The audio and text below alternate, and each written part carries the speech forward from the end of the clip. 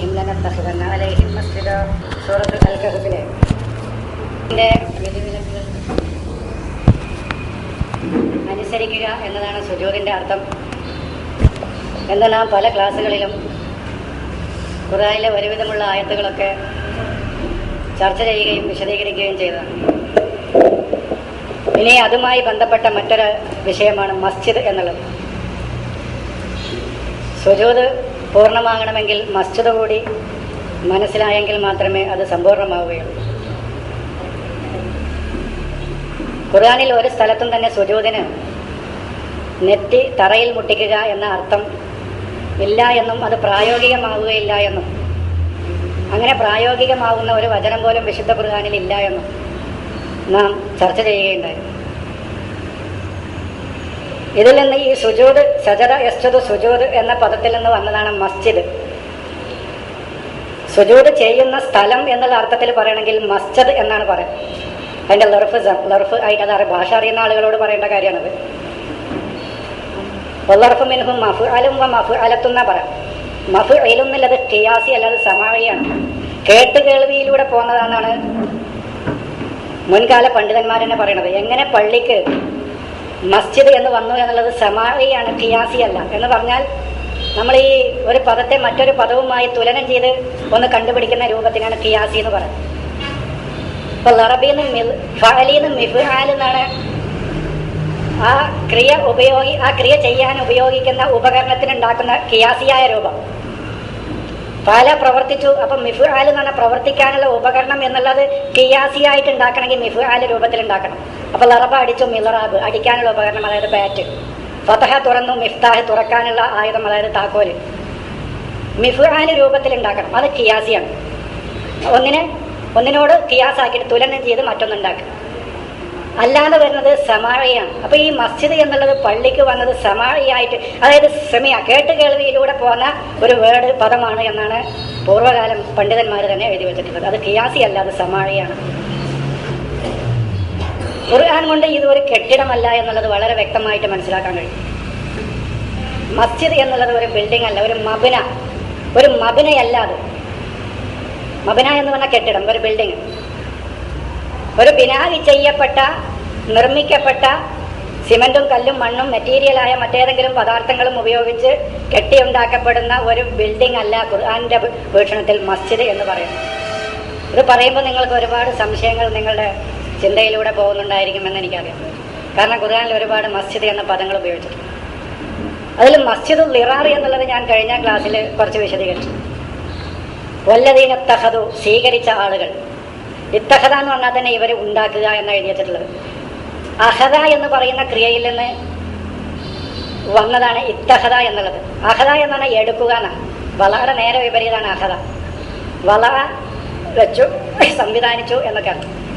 അതിൽ നിന്ന് മറ്റൊരു പദമാണ് അഹദ. അതാണ് ഹുദു മാ ആതൈനാക്കും എന്നൊക്കെ ഖുർആൻ പറയുന്നുണ്ടല്ലോ. നാം നിങ്ങൾക്ക് നൽകിയത് നിങ്ങൾ സ്വീകരിക്കുക എന്നാണ്, മുറുകെ പിടിക്കുക.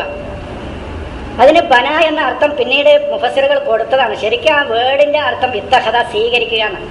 എടുക്കുക, സ്വീകരിക്കുക എന്നാണ് അതിൽ. അതാണ് വല്ലദീന ഇത്തഖദു, സ്വീകരിച്ചവർ. മസ്ജിദൻ, ഒരു മസ്ജിദിനെ സ്വീകരിച്ചവർ. എന്തിനൊക്കെ വേണ്ടി? അത് കഴിഞ്ഞ ക്ലാസ്സിൽ ഞാൻ പറഞ്ഞു. ളിറാറൻ, രാജ്യത്തിനും സമൂഹത്തിനും ഉപദ്രവകരമായിട്ട്. വ കുഫ്റൻ, നിഷേധത്തിനു വേണ്ടി. വ തഫരീഖൻ ബൈനൽ മുഅ്മിനീന, വിശ്വാസികൾക്കിടയിൽ വിഭാഗീയതയും ഗ്രൂപ്പിസവും ഉണ്ടാക്കാൻ വേണ്ടി. വ ഇർസാദൻ, ഒരു സങ്കേതമായിട്ടും.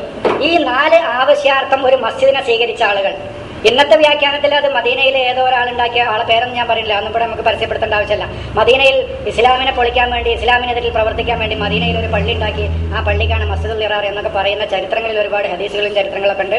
അത് നമ്മൾ വിഷയമല്ല. ഇവിടെ 4 ആവശ്യം. അപ്പൊ മസ്ജിദ് എന്ന് പറയുന്നത്, ഞാൻ പറയുന്നത് ഒരു ആശയമാണത്. നാം ഏതൊന്നിനാണോ നമ്മുടെ ജീവിതം സമർപ്പിക്കുന്നത്, ആ സമർപ്പിക്കാനുള്ള ആശയം അത് നമ്മുടെ മനസ്സിൽ വരാം, ഒരു അധികാരമായിട്ട് വരാം. അതിന് മുൻകിൻ സാധ്യതയുണ്ട്. ഒരു അധികാരം നമ്മെ കൊണ്ട് അനുസരിപ്പിക്കാനുള്ള ഒരു അധികാര കേന്ദ്രമാണെങ്കിൽ അതൊരു മസ്ജിദാണ്. നമ്മുടെ മനസ്സിൽ തന്നെ നമുക്ക് വഴിപ്പെടാനും അനുസരിക്കാനുമുള്ള ഒരു ആശയം. അതാണല്ലോ മനസ്സിലാണ് പള്ളി പണിയേണ്ടത് എന്ന് പറയുന്നത്. അതാണ് സിമന്റിലും കല്ലിലും മണ്ണിലുമല്ല. അത് ഈ മഹാനായ പാകിസ്ഥാനിലെ കവി തന്നെ പറഞ്ഞിട്ടുണ്ട്, അല്ലാമ ഇഖ്ബാൽ. നിങ്ങൾ മനസ്സിലൊരു പള്ളി പണിയൂ. സ്നേഹവും കരുണയും ദയയും സാഹോദര്യവുമായിരിക്കണം അതിന്റെ മിനാരങ്ങളും അതിന്റെ ഗോപുരങ്ങളും ഒക്കെ എന്ന് പറഞ്ഞിട്ട് അദ്ദേഹത്തിന്റെ 10ാം ക്ലാസ്സിലൊരു കവിതയുണ്ടായിരുന്നു മുമ്പ് ഉറുദുവിൽ. ഇപ്പൊ ആ പുസ്തകത്തിൽ നിന്ന് ആ പുസ്തകം മാറിയപ്പോൾ ആ പദ്യവും മാറിയിട്ടുണ്ട്. മലയാളത്തിലും പല കവിതകളിലും അങ്ങനെ ഉണ്ട്. പള്ളി എവിടെയാണ്? ദേവാലയം തന്റെ മനസ്സിലാണ്. ഇന്നെ ഞാനിപ്പോ പ്രസിലിരിക്കുമ്പോൾ ഒരു പുസ്തകം വായിച്ചു. നമ്മുടെ ചേകന്നൂരിന്റെ നല്ല സാധാരണ സുന്നിയുടെ ഒരു പുസ്തകത്തിൽ എന്താണ് ആത്മീയത എന്ന് പറയുന്ന രംഗത്ത് അയാൾ വിശദീകരിക്കാം. ഈ പ്രപഞ്ചത്തിലൊന്നും ഉൾക്കൊള്ളാൻ പറ്റുന്നതല്ല ദൈവിക സാന്നിധ്യം. ദൈവത്തെ ഉൾക്കൊള്ളാൻ മനുഷ്യന്റെ മനസ്സിന് മാത്രമേ സാധിക്കുകയുള്ളൂ എന്ന്. ആകാശത്ത് ദൈവത്തെ ഉൾക്കൊള്ളിക്കാൻ കഴിയില്ല, ഭൂമിയിൽ ദൈവത്തെ ഉൾക്കൊള്ളിക്കാൻ കഴിയില്ല. മറിച്ച് ദൈവത്തിന്റെ പരിശുദ്ധിയും മഹത്വവും അവന്റെ ഔന്നത്യവും മുഴുവൻ ഉൾക്കൊള്ളാൻ പറ്റുന്ന ഒരു കേന്ദ്രമുണ്ടെങ്കിൽ അത് മനുഷ്യന്റെ മനസ്സാണ്. അപ്പൊ മനുഷ്യന്റെ മനസ്സിലാണ് അവൻ പള്ളി പണിയേണ്ടത്. അവിടെയാണ് അവൻ തന്റെ ജീവിതം ഏതൊന്നിന് സമർപ്പിക്കുന്നുവോ ആ സമർപ്പണ ആശയമാണ് മസ്ജിദ്. അത് നമ്മെ കൊണ്ട് അനുസരിപ്പിക്കാൻ ഉപയോഗിക്കുന്ന ഒരു അധികാര കേന്ദ്രമുണ്ടെങ്കിൽ, ഒരു സെൽത്തത്തുണ്ടെങ്കിൽ, അങ്ങനെയാണ് പണ്ഡിതന്മാർ അറബിയിൽ വിശദീകരിച്ചിട്ടുള്ളത്. അതിന്റെ വിശദമായ ഒരു ലേഖനമാണ് എന്റെ കയ്യിലുള്ളത്. ഈ മസ്ജിദ് എന്താന്നുള്ളത് വിശദമായ ഒരു ലേഖനം ഡോക്ടർ മുഹമ്മദ് ഐമൻ എഴുതിയ. ഒരുപാട് പണ്ഡിതന്മാർ, ഇയാൾ മാത്രമൊന്നല്ല, 50ഓളം പണ്ഡിതന്മാർ ലോകത്തെ ഈ വിവരങ്ങൾ ഇന്ന് ചർച്ച ചെയ്തുകൊണ്ടിരിക്കുന്നു. അപ്പോൾ ഞാൻ പറയുമ്പോൾ ഇത് ഞാൻ പറഞ്ഞതല്ല, നിങ്ങൾ മനസ്സിലാക്കണം. ലോകത്ത് 50ഓളം പണ്ഡിതന്മാർ ഈ വിഷയങ്ങൾ ഇതൊക്കെ ചർച്ച ചെയ്തുകൊണ്ടിരിക്കുന്ന ലേഖനങ്ങളും പുസ്തകങ്ങളും ഇന്ന് ലോകത്ത് ലഭ്യമാണ്. ഷിയാക്കൾ വരെ, ഷിയാക്കളിലും നല്ലൊരു ഭാഗം ഈ രൂപത്തിൽ ചിന്തിച്ചുകൊണ്ടിരിക്കുന്നുണ്ട്. ഷിയാക്കൾ ബഹ്റൈനിൽ അവരുടെ ഒരു പ്രമുഖമായ ഒരു കേന്ദ്രം തന്നെയുണ്ട് ഈ രൂപത്തിൽ ചിന്തിച്ചുകൊണ്ടിരിക്കുകയും പ്രവർത്തിച്ചുകൊണ്ടിരിക്കുന്ന ഒരു സംഘടന, ബഹ്റൈൻ. അപ്പൊ ഞാൻ പറയുന്നത് അതാണ് ഈ സൂറത്ത് അൽ കഹ്ഫിലെ 21ാം വചനത്തിൽ പറഞ്ഞത്. ഒരു കൂട്ടർ പറഞ്ഞത് അസ്ഹാബുൽ കഹ്ഫിന്റെ പേരിൽ നമുക്ക് ഒരു കെട്ടിടം പണിയാമെന്ന. കാലു, അവര് പറഞ്ഞു, ഉബ്നു അലൈഹിം, അവരുടെ മേൽ നിങ്ങൾ നിർമ്മിക്കുക, ബുനിയാനൻ, ഒരു മബ്ന നിർമ്മിക്കുക, ഒരു കെട്ടിടം. ഇതുപോലെ ഇപ്പൊ മൗലയുടെ പേരിൽ നമ്മളിപ്പോ ഒരു കെട്ടിടം ഉണ്ടാക്കുക. ഇത് ഒരു കൂട്ടർ പറഞ്ഞത്. വകാലല്ലദീന വലബു അലാ അംരിഹിം, അവരുടെ കാര്യത്തിൽ അതിജയിച്ചവർ പറഞ്ഞു, ലനത്തഖിദന്ന അലൈഹിം മസ്ജിദ, അവരുടെ ആശയം നമ്മുടെ മനസ്സിൽ നമുക്ക് സ്വീകരിക്കാം. അതാണ് ഒന്ന് മബ്ന കെട്ടാന്ന് പറഞ്ഞു ഒരു കൂട്ടര്. ഒരു കൂട്ടർ പറഞ്ഞു നമുക്കൊരു മബ്ന കെട്ടാം, നമുക്കൊരു ബിൽഡിംഗ് ഉണ്ടാക്കാം, ഒരു കെട്ടിടം ഉണ്ടാക്കാം അവരുടെ പേരിൽ ഒരു സ്മാരകമായിട്ട്. മറ്റൊരു കൂട്ടർ പറഞ്ഞു നമ്മൾ കെട്ടിടമല്ല വേണ്ടത്.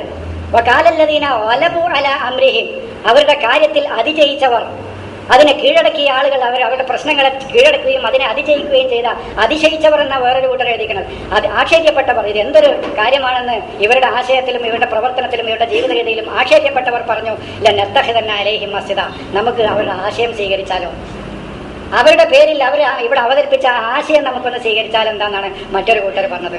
ഇതാണ് ഒന്ന് ബിനാവ് ചെയ്യാൻ. മറ്റൊരു കൂട്ടർ പറഞ്ഞത് ഇത്തിഹാദ് ചെയ്യാൻ. ഈ മസ്ജിദ് കെട്ടിടാണെങ്കിൽ നബ്നു അലൈഹി എന്നാ പറയേണ്ടത് ശരിക്കും. ഈ മസ്ജിദ് തന്നെ ഒരു ബിൽഡിംഗ് ആണെങ്കിൽ ഒരു കൂട്ടർ പറഞ്ഞു ഉബ്നു ബനായബിനി, അതിന്റെ ഇബിനി അത് കൂട്ടി വായിക്കുമ്പോൾ ഉബ്നു, നിങ്ങൾ നിർമ്മിക്കുക, അലൈഹിം അവരുടെ മേൽ ബുനിയാന, ഒരു മബ്ന നിർമ്മിക്കുക, ഒരു കെട്ടിടം നിർമ്മിക്കുക. വകാലല്ലദീന വലബു അലാ അംരിഹിം നബ്നു അലൈഹിം മസ്ജിദ എന്നല്ല, നമുക്കൊരു പള്ളി കെട്ടാം, പള്ളി പണിയാം, പള്ളി നിർമ്മിക്കാം എന്നല്ല പറഞ്ഞത്. മറിച്ച് ലനത്തഖിദന്ന അലൈഹിം മസ്ജിദ, അവരുടെ മേൽ നമ്മളൊരു ആശയം, അവരുടെ ആശയത്തെ നമുക്ക് സ്വീകരിക്കാം. ഇതാണ് ഉന്നതമായ ഒരു ആശയത്തെ സ്വീകരിക്കുകയും അതിൽ പ്രവേശിക്കുകയും ചെയ്യുന്നതും ഒരാളുടെ പേരിൽ ഒരു കെട്ടിടം ഉണ്ടാക്കുന്നതും തമ്മിലുള്ള വ്യത്യാസം വളരെ വിശാലമായ, വളരെ വലിയ വ്യത്യാസമാണത്. അത് ചിന്തിക്കുമ്പോൾ നിങ്ങൾക്ക് കൂടുതൽ ചിന്തിക്കുമ്പോൾ അതിന്റെ വ്യത്യാസം മനസ്സിലാവും. ഒരു കൂട്ടരുടെ പേരിൽ ഒരു ബിൽഡിംഗ് ഉണ്ടാക്കി അയാളെ സ്മരിക്കാൻ ഒരു ബിൽഡിംഗ്, മൗലവിയെ എങ്ങനെ അനുസ്മരിക്കണം എന്നുള്ളത് മുമ്പ് ഞാനൊരു ലേഖനം ഒരിക്കൽ എഴുതിയിരുന്നു. ഒരാളുടെ പേരിൽ ഒരു കെട്ടിടം ഉണ്ടാക്കിയിട്ട്, അല്ലെങ്കിൽ അയാളുടെ കണ്ണടകൾ സൂക്ഷിച്ചിട്ട്, അല്ലെങ്കിൽ അയാളുടെ പേന സൂക്ഷിച്ചിട്ട്, അല്ലെങ്കിൽ അയാൾ ഇരുന്ന കസേരകൾ സൂക്ഷിച്ച്, അല്ലെങ്കിൽ അയാളുടെ പേരിൽ ഒരു റോഡ് പണിത്, ഇങ്ങനെയൊക്കെയാണ് ആളുകൾ സ്മാരകങ്ങൾ പണിയാറുള്ളത്. പക്ഷേ ശരിയായ ദിശയിൽ ചിന്തിക്കുന്ന ആളുകൾ അവരുടെ മേൽ സ്മാരകം പണിയുക അങ്ങനെയല്ല.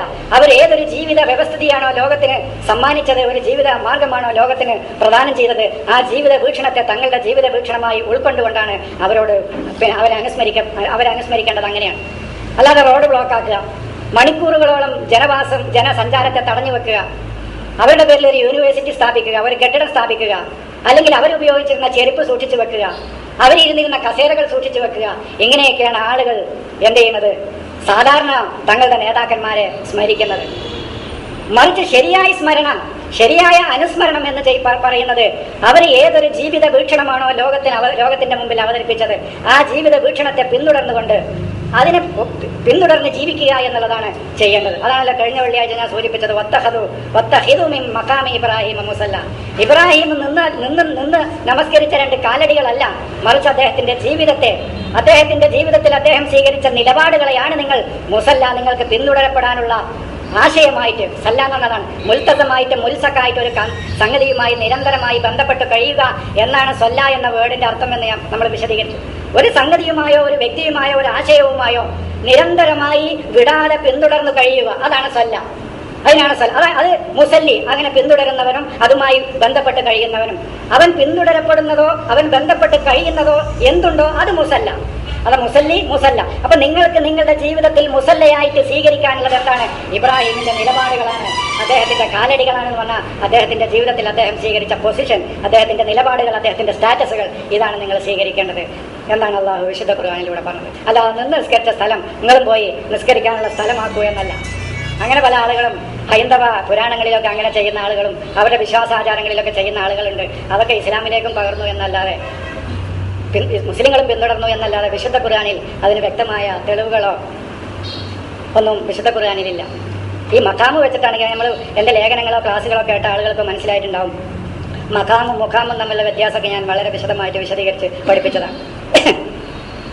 ഇനി മസ്ജിദുൽ ഇറാറും പറഞ്ഞു. മസ്ജിദുൽ ഇറാർ എന്ന് പറഞ്ഞാൽ എന്തിനുള്ള ആശയം? ലോകത്തിന് ഉപദ്രവകരമായ ആശയം, അള്ളാഹുവിൻ്റെ വചനങ്ങളെ നിഷേധിക്കാനുള്ള ആശയം, വിശ്വാസികൾക്കിടയിൽ തഫ്രീഖ് ഉണ്ടാക്കാനുള്ള ആശയം. അതാണ് മുസ്ലിം ലോകത്ത്. ഗ്രൂപ്പിസാണ്, വിഭാഗീയതയാണ്. വിഭാഗീയതയുടെ ഒരു അറബി നമ്മളൊരു ഖുർആനി സൈറ്റിൽ വിഭാഗീയതനെ കുറിച്ച്, വിഭാഗീയത എന്ന് പറയുന്ന ബോംബ് ഉരുട്ടിക്കൊണ്ടുപോകുക പുരോഹിതന്മാർ അങ്ങോട്ടും ഇങ്ങോട്ടും, ഇത് എപ്പോഴാ പൊട്ടുകയെന്നറിയില്ല. വിശുദ്ധ ഖുർആനിൽ നിരന്തരം വിഭാഗീയത എതിർക്കാൻ ചുരുങ്ങിയത് 10ഓളം വചനങ്ങളെങ്കിലും വിശുദ്ധ ഖുർആനിലുണ്ട്. ഈ തഫറുക്കാണ് മുസ്ലിം ലോകത്തിന് ഏറ്റവും വലിയ അപകടകരമായിട്ടുള്ളത്. നമ്മളൊരു ആശയം മനസ്സിലാക്കി നമ്മളും വേറൊരു ഫിർക്കത്തായി പോകണം എന്നുള്ള അഭിപ്രായം എനിക്കില്ല എന്ന് ഞാൻ എപ്പോഴും പറയുന്നത് അതാണ്. ഈ ഫിർക്കത്ത്, ഈ ഗ്രൂപ്പിസം ലോകത്തിന് ഖുർആനിൽ വിഭാഗീയതയെ അങ്ങേയറ്റം അപലപിച്ചിട്ടുണ്ട്. ഒന്നിച്ചു പോകേണ്ടതിനെ കുറിച്ചും മാനവരാശിയുടെ ഒരുമയെക്കുറിച്ചും ഐക്യത്തെക്കുറിച്ചും അല്ലാതെ ഖുർആനിന് പറയാനേ ഇല്ല. അങ്ങനെയല്ലാതെ ഒരു മനുഷ്യരാശിക്ക് അങ്ങനെയല്ലാതെ മോചനം കിട്ടുകയില്ല. അതെന്താണെന്ന് നിങ്ങളോടൊപ്പം ഞാൻ എങ്ങനെ പറയാമെന്ന് എനിക്കറിയില്ല. ശരിയായ ഖുർആനിക വീക്ഷണത്തിലേക്ക് ഈ ജനത ഒരു 5 വർഷം വന്നു കഴിഞ്ഞാൽ ഈ ജനം അനുഭവിക്കുന്ന സുഖം എന്താണെന്ന് അവർക്ക് മനസ്സിലാക്കാൻ, അവർക്ക് ഊഹിക്കാൻ കഴിയാത്ത അത്രയും വലിയ പുരോഗതിയിൽ ഈ ജനം എത്തിപ്പെടും. അത്രയും വലിയ പുരോഗതിയിൽ എത്തിപ്പെടും. ഞാൻ പറഞ്ഞില്ല, ഒന്നും വേണ്ട. ഒരു ആരാധനയുടെ പേരൊന്നും ഞാൻ പറയുന്നില്ല. ഒരു ആരാധനക്ക് മുസ്ലിങ്ങൾ ഒരു വർഷം ചെലവഴിക്കുന്നത് 80,000 കോടിയാണ്. ഒരാരാധനയ്ക്ക് ഇന്ത്യയിലെ മുസ്ലിങ്ങൾ 80,000 കോടി. ഈ 80,000 കോടി ഒരു വർഷത്തെ മുസ്ലിങ്ങൾ ചിലവഴിക്കുന്ന, ഒരു ആരാധനയ്ക്ക് ചിലവഴിക്കുന്ന സമ്പത്താണ്. ആ സമ്പത്ത് മുസ്ലിങ്ങളുടെ ഭക്ഷണവും പാർപ്പിടവും വിദ്യാഭ്യാസവും ആരോഗ്യത്തിനും ബാക്കിയുള്ള ആരാധനകളുടെ ഒക്കെ പോട്ടെ, ഒരു ആരാധനക്ക് മാത്രം ചിലവഴിച്ചിരുന്നുവെങ്കിൽ മുസ്ലിങ്ങൾ എവിടെ എത്തുമെന്ന് പറയാൻ പറ്റില്ല. അതാണ് ഞാൻ പറഞ്ഞത്. ഒരു 5 കൊല്ലം വിശുദ്ധ ഖുർആനിന്റെ അധ്യാപനങ്ങൾ അനുസരിച്ച് മുസ്ലിങ്ങൾ ജീവിക്കാൻ തയ്യാറായാൽ ഈ മുസ്ലിങ്ങളെ വൈജ്ഞാനിക രംഗത്തും സാമ്പത്തിക രംഗത്തും സാംസ്കാരിക രംഗത്തും ഈ മുസ്ലിങ്ങളെ പിടിച്ചു നിർത്താൻ പറ്റാത്ത അത്രയും ഉന്നതിയിലേക്ക് മുസ്ലിങ്ങൾ പോകുന്നതാണ്. കാരണം ഇവരുടെ സമ്പത്ത് അന്യാധീനപ്പെട്ടു പോവുകയാണ്. ഇവരുടെ പ്രവർത്തനങ്ങൾ ഡൈവേർട്ട് ചെയ്ത് പോവുകയാണ്, വഴിതിരിഞ്ഞു പോവുകയാണ്. ശരിയായ ദിശയിൽ ഉപയോഗിക്കേണ്ട സമ്പത്ത് തെറ്റായ ദിശയിൽ ഉപയോഗിക്കുകയാണ്. ശരിയായ ദിശയിൽ ഉപയോഗിക്കേണ്ട പ്രവർത്തനങ്ങൾ തെറ്റായ ദിശയിലേക്ക് പോവുകയാണ്.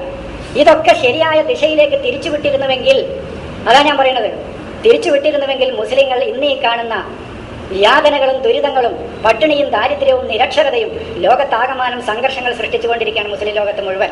ഇതിന് പരിഹാരം കിട്ടണമെങ്കിൽ ഖുർആനിലേക്കുള്ള തിരിച്ചുപോക്കല്ലാതെ ഒരു പരിഹാരമല്ല എന്ന് ഞാൻ പറയും. ഹദീസുകൾ കൊണ്ട് ലോക മുസ്ലിങ്ങളെ ഒന്നിപ്പിക്കാൻ കഴിയില്ല. ഒരു വിഷയത്തിൽ തന്നെ 10ഓളം അഭിപ്രായങ്ങളില്ലാത്ത വിഷയങ്ങളില്ല ഹദീസുകളിൽ. 10ഓളം അഭിപ്രായങ്ങൾ ഇല്ലാത്ത ഒരൊറ്റ വിഷയവും ഹദീസ് ഗ്രന്ഥങ്ങളിലില്ല. അതാണല്ലോ ദൈവീകമല്ല എന്നുള്ളതിന്, ഹദീസ് ദൈവീകമല്ല എന്നുള്ളതിന് അതിലെ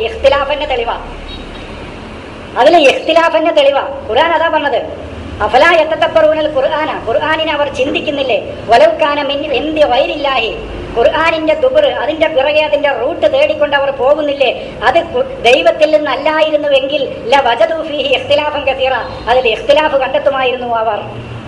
അപ്പൊ ഇഖ്തിലാഫ് ഉണ്ട് എന്നുള്ളത് തന്നെ.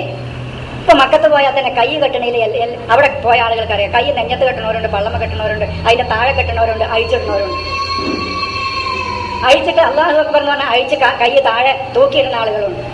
അപ്പൊ ഇഖ്തിലാഫ് ദൈവീകമല്ലെങ്കിൽ നിങ്ങൾക്കതിൽ വജദൂ ഫീഹി ഇഖ്തിലാഫൻ കസീറ, അതിൽ ഒരുപാട് ഭിന്നതകൾ നിങ്ങൾക്ക് അതിൽ കണ്ടെത്താൻ കഴിയും എന്നുള്ളത് തന്നെ ഹദീസുകൾ ദൈവികമല്ല എന്നുള്ളതിന്റെ ഒന്നാമത്തെ തെളിവാണ്. വേറെ ഒന്നും വേണ്ട. അള്ളാഹുവിൽ നിന്നല്ലെങ്കിൽ നിങ്ങൾക്ക് അത് ഇഖ്തിലാഫ് കണ്ടെത്തുമെന്ന ഖുർആൻ പറയും. അഫലാ യതദബ്ബറൂനൽ ഖുർആന അം അലാ ഖുലൂബിൻ അഖ്ഫാലുഹാ വലൗ കാന മിൻ ഇൻദി ഗൈരില്ലാഹി ലവജദു ഫീഹി ഇഖ്തിലാഫൻ കസീറ. അപ്പൊ മസ്ജിദുൽ ദിറാർ അങ്ങനെ. ഇനി മസ്ജിദുൽ ഹറം, ഖുൽ തആലോ, നീ പ്രഖ്യാപിക്കുക, നിങ്ങൾ വരൂ, അത്ലു മാ ഹറമ റബ്ബുക്കും, നിങ്ങളുടെ റബ്ബ് നിങ്ങൾക്ക് ഹറാമാക്കിയ കാര്യങ്ങൾ, വിലക്കുകൾ കൊണ്ട് പവിത്രമാക്കപ്പെട്ട കാര്യങ്ങൾ നിങ്ങൾക്ക് ഞാൻ വായിച്ചു കേൾപ്പിച്ചു തരാം. നിങ്ങൾ എൻ്റെ അടുത്തേക്ക് വരൂ എന്ന് നീ പറയുക. ഏതൊക്കെയാണ് ആ കാര്യങ്ങൾ? അല്ലാ തുശ്രികൂ ബിഹി ശൈഅൻ വബിൽ വാലിദൈനി ഇഹ്സാനൻ വലാ തഖ്തുലൂ ഔലാദക്കും മിൻ ഇംലാകിൻ നഹ്നു നർസുഖുക്കും വഇയ്യാഹും വലാ തഖ്റബുൽ ഫവാഹിഷ മാ ലഹറ മിൻഹാ വമാ ബതൻ വലാ തഖ്തുലുൻ നഫ്സല്ലതി ഹറമല്ലാഹു ഇല്ലാ ബിൽ ഹഖി ദാലികും വസാകും ബിഹി ലഅല്ലകും തഅഖിലൂൻ വലാ തഖ്റബൂ മാലൽ യതീം ഇല്ലാ ബില്ലതി ഹിയ അഹ്സൻ ഹത്താ യബ്ലുഗ അശുദ്ധഹു വഔഫുൽ കൈല വൽ മീസാന ബിൽ ഖിസ്തി ലാ നുകല്ലിഫു നഫ്സൻ ഇല്ലാ വസ്അഹാ വഇദാ ഖുൽതും ഫഅദിലൂ വലൗ കാന ദാ ഖുർബാ വബിഅഹദില്ലാഹി ഔഫൂ ദാലികും വസാകും ബിഹി ലഅല്ലകും തദക്കറൂൻ വഅന്ന ഹാദാ സിറാത്തി മുസ്തഖീമാ ഫത്തബിഊ. ഇതിൽ ഒരുപാട് കാര്യങ്ങൾ, ഈ കാര്യങ്ങൾ മുഴുവൻ ഞാൻ വിശദീകരിക്കണില്ല, അതിൻ്റെ അർത്ഥം മാത്രം പറഞ്ഞു പോകാം. നിങ്ങൾക്ക് വിലക്കുകൾ കൊണ്ട് പവിത്രമാക്കപ്പെട്ട കാര്യങ്ങൾ ഏതൊക്കെയാണെന്ന് ഞാൻ നിങ്ങൾക്ക് കേൾപ്പിച്ചു തരാം. നിങ്ങൾ എൻ്റെ അടുത്തേക്ക് വരൂ. ഒന്ന്, ദൈവിക വ്യവസ്ഥയിൽ നിങ്ങൾ മറ്റൊന്നിനെയും പങ്കുചേർക്കരുത്. അള്ളാഹുവിൽ പങ്കുചേർക്കുക എന്ന് പറഞ്ഞാൽ അള്ളാഹു അല്ലാത്ത ഒരാളെ വിളിച്ചു പ്രാർത്ഥിക്കാമെന്നല്ല. അള്ളാഹുവിൻ്റെ നിയമനിർമ്മാണങ്ങളിൽ, അവൻ്റെ വ്യവസ്ഥയിൽ, മാർഗനിർദ്ദേശങ്ങളിൽ മറ്റൊരാൾക്ക് പങ്കുകൊടുക്കുക. അള്ളാഹുവിൻ്റെ ഗ്രന്ഥത്തിന് പുറമെ മനുഷ്യനിർമ്മിത ഗ്രന്ഥം ഉണ്ടാക്കുക, അതന്നെ ശിർക്ക്. അള്ളാഹിന്റെ ബുക്കാണോ മനുഷ്യനിർമ്മിത ബുക്കാണോ വേണ്ടതെന്ന് തീരുമാനിക്കാം. അള്ളാഹുവിന്റെ ബുക്കിന്റെ കൂടെ മനുഷ്യനിർമ്മിതമായ ഒരു ബുക്കും കൂടി കൂട്ടിയാൽ അതന്നെ ശിർക്ക്. അല്ലാതെ മൊഹീദ്ദീൻ ശൈഖെ കാക്കണേ, ബദരീങ്ങളെ കാക്കണേ, അതൊക്കെ ചെറിയ ശിർക്കേ ആവണുള്ളൂ. അങ്ങനെ ഉണ്ടെങ്കിൽ തന്നെ ആ ശിർക്ക് ലുൽമൊന്നുമല്ല, ആ ശിർക്ക് അറിവില്ലായ്മേ ആവണുള്ളൂ. ലുൽമാകുന്ന ശിർക്ക് ഇതാണെന്ന് ഞാൻ പറഞ്ഞിട്ടുണ്ട്. അവന്റെ വ്യവസ്ഥതയിലും മാർഗനിർദ്ദേശങ്ങളിലും മറ്റൊന്നിനെ പങ്കുചേർക്കലാണ് ശിർക്ക്. ആ ശിർക്കാണ് ജനങ്ങൾക്ക് ലുൽമാകുന്നത്. മറ്റൊന്ന് ലുൽമാകണില്ല. അപ്പൊ ഞാൻ മൊഹീദ്ദീൻ ശൈഖെ കാക്കണെന്ന് വിളിച്ച് പ്രാർത്ഥിച്ച ജനങ്ങൾക്ക് എന്താ ലുൽമ? നിങ്ങൾക്കൊരു ലുൽമാകണില്ല. അത് എന്റെ അറിവില്ലായ്മയെ ആവണുള്ളൂ. അത് എന്റെ അറിവില്ലായ്മയോ മാർഗനിർദ്ദേശത്തിൽ നിന്നുള്ള വ്യതിചലിക്കലേ ആവണുള്ളൂ. പക്ഷെ അത് മാനവരാശിക്ക് ലുൽമാകണില്ല. ലുൽമാകണ ഞാൻ പറഞ്ഞു, ഞാനൊരു നുണ പറഞ്ഞാൽ അത് ഹിന്ദുവിനൊരു നുണയും മുസ്ലിമിനൊരു നുണയും ക്രിസ്തുവിനൊരു നുണയും ക്രിസ്ത്യാനിക്കൊരു നുണയും സിഖുകാരനൊരു നുണയും അമേരിക്കക്കാരനൊരു നുണയും, സത്യം ഒന്നേ ഉള്ളൂ. ഈ സത്യം ഓരോരുത്തർക്കനുസരിച്ച് സത്യം വ്യാഖ്യാനിക്കാൻ പറ്റൂല. നീതി എല്ലാവർക്കും ഒന്നേ ഉള്ളൂ. അത് ദൈവിക നീതി മാത്രമേ ഉള്ളൂ. ഓരോരുത്തർക്കും തനിക്കനുകൂലമായി നീതിയെ വ്യാഖ്യാനിക്കുകയും തനിക്കനുകൂലമായി നീതിശാസ്ത്രം എഴുതിയുണ്ടാക്കുകയും ചെയ്താൽ അത് മാനവരാശിക്ക് മറ്റുള്ളവർക്ക് ദുൽമായി മാറും, അക്രമമായി മാറും. അതാണ് ഏത് പ്രശ്നങ്ങളിലും അങ്ങനെ തന്നെ. ഒരു സത്യം ഉണ്ടാവുള്ളൂ. ആ സത്യത്തിന് ഒരു സത്യം, ഞാനും നിങ്ങളൊരു പ്രശ്നത്തിൽ ഒരു സത്യമേ ഉണ്ടാവുള്ളൂ. എന്റെ ഭാഗം അന്യായമായിരിക്കും, ശരിയല്ലായിരിക്കും. പക്ഷെ എനിക്കനുസരിച്ച് ആ അന്യായത്തെ ഞാൻ സത്യമായി വളച്ചൊടിക്കുക. അത് നിങ്ങൾക്ക് അങ്ങനെ വരുമ്പോൾ അത് ദുൽമായി മാറും. സത്യത്തിന്റെ ആൾക്ക് അത് ദുൽമായി മാറും, മറ്റുള്ള ജനങ്ങൾക്ക് അത് അക്രമമായി മാറും. അതാണ് ശിർക്ക് എങ്ങനെയാ ദുൽമായി മാറുക എന്ന് ചോദിക്കുമ്പോൾ അത് അങ്ങനെയാണ്. ശിർക്ക് ദുൽമാണ്, അല്ലാതെ വിളിച്ച് പ്രാർത്ഥന മാത്രമല്ല. ഇവർക്ക് ഇന്നത്തെ മുസ്ലിം സമൂഹത്തിൽ ശിർക്ക് എന്ന് പറഞ്ഞാൽ ആകെ വിളിച്ച് പ്രാർത്ഥനയാണ്. അള്ളാഹു അല്ലാത്ത മൊഹീദ്ദീൻ ശൈഖെ എന്ന് വിളിച്ച് പ്രാർത്ഥിച്ചാൽ ലോകത്ത് വലിയ അപകടമൊന്നും സംഭവിക്കാൻ പോണില്ല. വലിയ കുഴപ്പമില്ലാന്നല്ലോ ഞാൻ പറയണത്. ഇനിയും അത് വലിയ കുഴപ്പമില്ലാന്ന് സൈദലവി പറഞ്ഞു നിങ്ങൾ വ്യാഖ്യാനിക്കണ്ട. പക്ഷേ അള്ളാഹുവിന്റെ നിയമനിർമ്മാണത്തിന് പുറമെ മറ്റൊന്ന് ലോകത്തിന് ഉണ്ടാക്കുന്ന അത്ര അപകടമല്ല ഞാൻ പറയണത്. അത്ര അപകടമല്ല. പക്ഷേ ദൈവത്തിന്റെ നീതി, സത്യം, ധർമ്മം, ന്യായം, ഇങ്ങനെ ദൈവിക മൂല്യങ്ങളെ ഓരോരുത്തർക്കും അനുസരിച്ച് അവനവന് തോന്നിയ രൂപത്തിൽ വ്യാഖ്യാനിക്കുകയും വിശദീകരിക്കുകയും തനിക്ക് അനുകൂലമാക്കാൻ വേണ്ടി അതിനെ ദുർവ്യാഖ്യാനം ചെയ്യുകയും ചെയ്യുമ്പോൾ അത് ലോകത്തിനുണ്ടാക്കുന്ന അപകടത്തിന്റെ അത്ര ഇത് അപകടം സൃഷ്ടിക്കുന്നില്ല എന്നാണ് ഞാൻ പറഞ്ഞത്. ലോകത്തിന് അതുണ്ടാക്കുന്ന അത്ര ദുൽമ് അള്ളാഹു അല്ലാത്ത ഒരാളെ പ്രാർത്ഥിച്ചാൽ അതുണ്ടാക്കുന്നില്ല എന്നാണ് ഞാൻ പറയണത്. അതാണ് ഒരു നീതിശാസ്ത്രം, ഒന്നും വേണ്ട, ഒരു അതിര് തർക്കം തന്നെ, ഒരു അയൽവാസികൾ തമ്മിലുള്ള ഒരു അതിര് തർക്കം തന്നെ. ഞാനിത് വിശദീകരിക്കില്ല, വിശദീകരിച്ച ഈ ആയത്തിൽ തന്നെ ഇന്ന് അവസാനിപ്പിക്കാൻ കഴിയില്ല. അതുകൊണ്ട് ഞാനിപ്പോൾ പറയുന്നില്ല. ശിർക്ക് ചെയ്യരുത്. മാതാപിതാക്കൾക്ക് ഗുണം ചെയ്യണം, വാലിദൈൻ, അതെന്താണ് ഇപ്പൊ പറയുന്നില്ല. വലാ തഖ്തുലൂ ഔലാദക്കും, മക്കളെ കൊല്ലരുത്. ലാ തഖ്റബുൽ ഫവാഹിഷ, ഇസ്ലാമിക വിരുദ്ധ പ്രവർത്തനങ്ങളുമായി നിങ്ങൾ അടുക്കരുത്. ഇവർ പറയുന്ന വ്യഭിചാരം മറ്റൊന്നുമല്ല. മാ ലഹറ മിൻഹാ വമാ ബതൻ, പ്രത്യക്ഷമായോ പരോക്ഷമായോ, അല്ലാതെ അങ്ങാടി കൂടി പോയിട്ട് വ്യഭിചരിക്കരുതെന്നല്ല. വലാ തഖ്തുലുൻ നഫ്സ, ഒരാത്മാവിനെയും അള്ളാഹു പവിത്രമാക്കിയ പരിശുദ്ധമാക്കിയ ഒരു നഫ്സിനെയും നിങ്ങൾ കൊന്നുകളയരുത്. ഇല്ലാ ബിൽ ഹഖി. അതാണ് വലാ തഖ്തുലു ഔലാദക്കൊക്കെ വിശദീകരിക്കേണ്ടത്. വിശദീകരിക്കാൻ നിന്നാൽ തന്നെ അവസാനിക്കും. കാരണം വലാ തഖ്തുലുൻ നഫ്സല്ലതി ഹറമല്ലാഹു ഇല്ലാ ബിൽ ഹഖ് എന്ന് പറഞ്ഞാൽ തന്നെ വലാ തഖ്തുലു ഔലാദക്കും എന്ന് പറഞ്ഞാൽ ഇന്നത്തെ അർത്ഥത്തിൽ പെട്ടു. ഒരാത്മാവിനെയും കൊല്ലരുത് എന്ന് പറഞ്ഞാൽ തന്നെ മക്കളും അതിൽ പെട്ടു. പിന്നെ എന്താ അവിടെ ഔലാദ് വേറെ പറഞ്ഞു എന്നുള്ളതൊക്കെ വളരെ വിശദീകരിക്കപ്പെടേണ്ട ഒരു വിഷയമാണ്. റാലിക്കും വസാക്കും ബിഹില. അല്ല, ഞാൻ പറയുന്നത് മസ്ജിദുൽ ഹറം എന്താണെന്ന്. വിലക്കുകൾ കൊണ്ട് പവിത്രമാക്കപ്പെട്ട ദൈവിക ആശയങ്ങളാണ് മസ്ജിദുൽ ഹറം. ഇന്തിഹാക്ക് ഹുർമത്ത്, പവിത്രത, ഇന്തിഹാക്ക് പിച്ചു ചീന്താൻ പറ്റാത്ത, ലംഘിക്കാൻ പാടില്ലാത്ത, പവിത്രത ലംഘിക്കാൻ പാടില്ലാത്ത വിലക്കുകളുടെ ദൈവികമായ വിലക്കുകളുടെ ആശയങ്ങളുണ്ടല്ലോ. ഈ വിലക്കുകളുടെ ആശയമാണ് മസ്ജിദുൽ ഹറം. അതാണ് മസ്ജിദുൽ ഹറം. ആ മസ്ജിദുൽ ഹറമിൽ നിന്ന് മസ്ജിദുൽ അഖ്സയിലേക്കാണ് ആരെ കൊണ്ടുപോകുന്നത്? മുഹമ്മദ് നബിയെ കൊണ്ടുപോകുന്നത്. അഖ്സ എന്ന് പറഞ്ഞാൽ സമർപ്പണത്തിന്റെയും അനുസരണത്തിന്റെയും ആശയങ്ങളുടെ മാക്സിമത്തിലേക്ക്. അതാണ് വജാ റജുലുൻ മിൻ അഖ്സൽ മദീനത്തി എന്ന് പറഞ്ഞല്ലോ. പട്ടണത്തിന്റെ അങ്ങേ അറ്റത്തുനിന്ന്, പട്ടണത്തിന്റെ അല്ല, നാഗരികതയുടെ, അങ്ങനെ മനസ്സിലാക്കിയാൽ മതി. ഒരു നാഗരികതയുടെയും ഒരു സംസ്കാരത്തിന്റെയും മാക്സിമത്തിലെത്തിയ, അങ്ങേ അറ്റത്തെത്തിയ ഒരാൾ ഓടി വന്നിട്ട്, സൂറത്ത് യാസീനിൽ പറയുന്നുണ്ട്, ഓടി വന്നിട്ട് പറഞ്ഞു ഇത്തബിഉൽ മുർസലീൻ, ഈ മുർസലീങ്ങളെ നിങ്ങൾ ഇത്തിബാ ചെയ്യണം, പിന്തുടരണം എന്ന് പറഞ്ഞ സൂറത്ത് യാസീനിൽ ഒരു ആയത്തുണ്ട്. അതാണ് അഖ്സ എന്ന് പറയുന്നത്. അപ്പോൾ അനുസരണത്തിന്റെ, ദൈവികമായ ആശയങ്ങളുടെ അനുസരണത്തിന്റെ മാക്സിമത്തിലേക്ക് മുഹമ്മദ് നബിയെ കൊണ്ടുപോയതാണ് മസ്ജിദുൽ അഖ്സയിലേക്കുള്ള കൊണ്ടുപോക്ക്. ഇവര് പറയും പോലെയാണെങ്കിൽ വീട്ടിൽ നിന്ന് ആകാശത്തേക്ക് കൊണ്ടുപോയി എന്നല്ലേ പറയേണ്ടത്? മുഹമ്മദ് നബിയെ കിടന്നുറങ്ങുന്ന മുഹമ്മദിനെ ഞാൻ വീട്ടിൽ നിന്ന് ആകാശത്തേക്ക് കൊണ്ടുപോയി എന്നാ പറയേണ്ടത്. അപ്പൊ ഞാൻ നിങ്ങളെ ഇവിടുന്ന്, ഈ കോഴിക്കോട്ട് നിന്ന് പാലക്കാട്ടേക്ക് ഞാൻ നിങ്ങളെ കൊണ്ടുപോയാ മലപ്പുറത്തുനിന്ന് പെരിന്തൽമണ്ണക്ക് കൊണ്ടുപോയി എന്ന് പറയോ? ഇല്ല. അപ്പൊ ഇവർ പറയുന്ന ഇസ്രാ, ഇവർ പറയുന്ന മേറാജ്, ഇവർ പറയുന്ന ഇന്ന് പാരമ്പര്യമായി അറിയപ്പെടുന്ന ഇസ്രാ മുഹമ്മദിന്റെ വീട്ടിൽ നിന്ന് മുഹമ്മദിനെ എവിടേക്ക് കൊണ്ടുപോയതാണ്? ആകാശത്തേക്ക് കൊണ്ടുപോയാണ്. അങ്ങനെയാണെങ്കിൽ സുബ്ഹാനല്ലദി അസ്റാ ബിഅബ്ദിഹി മിൻ ബൈതിഹി ഇലൽ മലയിൽ അലാന്നോ ഇലല്ലാഹി എന്തെങ്കിലുമൊക്കെ പറയണം. ഇവിടെ ഈ മസ്ജിദുൽ അഖ്സയിൽ എത്തിയാൽ അവിടെ അള്ളാഹുവിന്റെ വചനങ്ങൾ അവിടെ എത്തിയാൽ കാണും. അവിടെ എത്തിയാൽ അള്ളാഹുവിനെ തന്നെ കാണും. അത് സൂറത്ത് വന്നജ്മിൽ പറയുന്നുണ്ട്, ജന്നത്തുൽ മഅ്വയിൽ വെച്ച് അള്ളാഹുവിനെ മുഹമ്മദ് നബി കണ്ടെത്തിയെന്ന്. അങ്ങനെ കണ്ടെത്തും. അതിപ്പോ ഞങ്ങൾക്ക് വിശദീകരിക്കണില്ല അതെങ്ങനെ കണ്ടെത്താം. ജന്നത്തുൽ മഅ്വയിൽ വെച്ച് സിദ്റത്തുൽ മുന്തഹയിലെ അങ്ങേയറ്റത്തുള്ള ഒരു സിദ്റത്തുൽ മുന്തഹയിൽ വെച്ച് ജനങ്ങൾക്കൊക്കെ ഏത് പ്രശ്നങ്ങൾക്കും അഭയം തേടാനുള്ള ഒരു ജന്നത്തുണ്ട്. ഏത് പ്രശ്നങ്ങൾക്കും, സങ്കീർണമായ ജീവിതത്തിൽ ഉണ്ടാകുന്ന സങ്കീർണ പ്രശ്നങ്ങൾക്കൊക്കെ അവർക്ക് അഭയം കണ്ടെത്താനുള്ള ഒരു ജന്നത്തുണ്ട്, ഒരു തോട്ടം, ഒരു സ്വർഗം. അത് അപ്പൊ വിശദീകരിക്കാതെന്നാണ് ഇപ്പൊ പറയുന്നത്. അവിടെ എത്തും. എവിടെ? മസ്ജിദുൽ അഖ്സയിൽ എത്തിയ ഒരാൾക്ക് അത് മുഹമ്മദ് നബിയെ എത്തിച്ചിട്ടുണ്ട് അവിടേക്ക് എന്നാ പറയുന്നത്. അത് പറയുന്ന ചില ആളുകൾ പറയുന്നത് സൂറത്തുൽ ഇസ്രായിന്റെ തുടക്കം മുതൽ സൂറത്തുൽ ഇസ്രായിന്റെ അവസാനം വരെയുള്ള പോക്കാണ് അതെന്നാ. സൂറത്തുൽ ഇസ്രായിന്റെ അവസാനത്തിൽ എത്തുമ്പോഴത്തേക്ക് മുഹമ്മദ് നബി മസ്ജിദുൽ അഖ്സയിൽ എത്തുന്നുണ്ട്. ചില ആളുകൾ പറയുന്നത് അവിടെ നിൽക്കണില്ല, സൂറത്തുൽ ഹജ്ജിൽ എത്തുമ്പോഴത്തേനാണ് മസ്ജിദുൽ അഖ്സയിൽ എത്തുന്നത് എന്നാ പറയുന്നത്. സൂറത്തുൽ ഹജ്ജിലാണ് അനുസരണത്തിന്റെയും സമർപ്പണത്തിന്റെയും മാക്സിമത്തിലെത്തിൽ ഒരാൾ എത്തുന്നത് എന്നാണ്. അവിടെ എത്തുമ്പോൾ നുരിയഹു മിൻ ആയാതിന, ദൈവത്തിന്റെ വചനങ്ങൾ അവിടെ എത്തുമ്പോൾ അവൻ കണ്ടെത്തും. അതാണ് അവിടെ പാറക്കന ഹൗലഹു. ആ മസ്ജിദുൽ അഖ്സയിൽ എത്തുമ്പോൾ അവിടെ അനുഗ്രഹീതമായ ഒരു സ്ഥലമാണ്. അവിടെ അനുഗ്രഹീതവും ദൈവത്തിന്റെ ആശയങ്ങളും വചനങ്ങളും കണ്ടെത്താൻ പറ്റുന്നതുമായ ഒരു കേന്ദ്രമാണ്, ഒരു സ്ഥലമാണ്. അവിടെ എത്തുന്ന ആളുകൾ. പക്ഷേ മുഹമ്മദ് നബിയെ അതുവരെ മുഹമ്മദ് നബിയെ അള്ളാഹു കൊണ്ടുവന്നിട്ടുണ്ട് എന്ന് പറയും.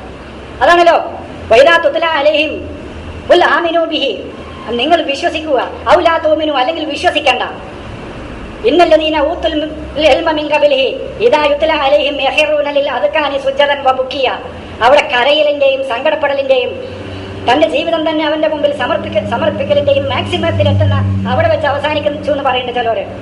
അതാണല്ലോ യബ്അസുഹുല്ലാഹു മഖാമം മഹ്മൂദ എന്ന് പറയുന്നത്. അവിടെ എത്തിയാൽ സ്തുതിക്കപ്പെടുന്ന ഉന്നതമായ ഒരു സ്ഥാനത്തേക്ക് മുഹമ്മദ് നബിയെ അവിടെ എത്തുമ്പോൾ, ഈ മസ്ജിദുൽ അഖ്സയിൽ എത്തുമ്പോൾ മുഹമ്മദ് നബി മഖാമം മഹ്മൂദയിൽ എത്തപ്പെടുന്ന ഒരു സ്ഥാനമാണ് എന്ന് വിശദീകരിച്ചിട്ടുണ്ട്. ആ വിശദീകരിച്ച ആളുകളാണ് എന്ത് പറഞ്ഞത്? സൂറത്തുൽ ഇസ്രായിന്റെ തുടക്കം മുതൽ സൂറത്ത് ഇസ്രായിൽ ഇതേ ഇപ്പൊ ഞാൻ ഈ സൂറത്ത് അൻആമിൽ ഓതിയ ഇതേ 10 കൽപ്പനകൾ തുടക്കത്തിൽ പറയുന്നുണ്ട്. അതാണ് മസ്ജിദുൽ ഹറം. സൂറത്തുൽ ഇസ്രായിന്റെ തുടക്കത്തിലും പറയുന്നുണ്ട് ഈ 10 കൽപ്പനകൾ. ആളെ കൊല്ലരുത്, വ്യഭിചരിക്കരുത്. വ്യഭിചാരം എന്ന് താൽക്കാലികമായി പറയാൻ കേട്ടോ, അതല്ല ശരിയായ.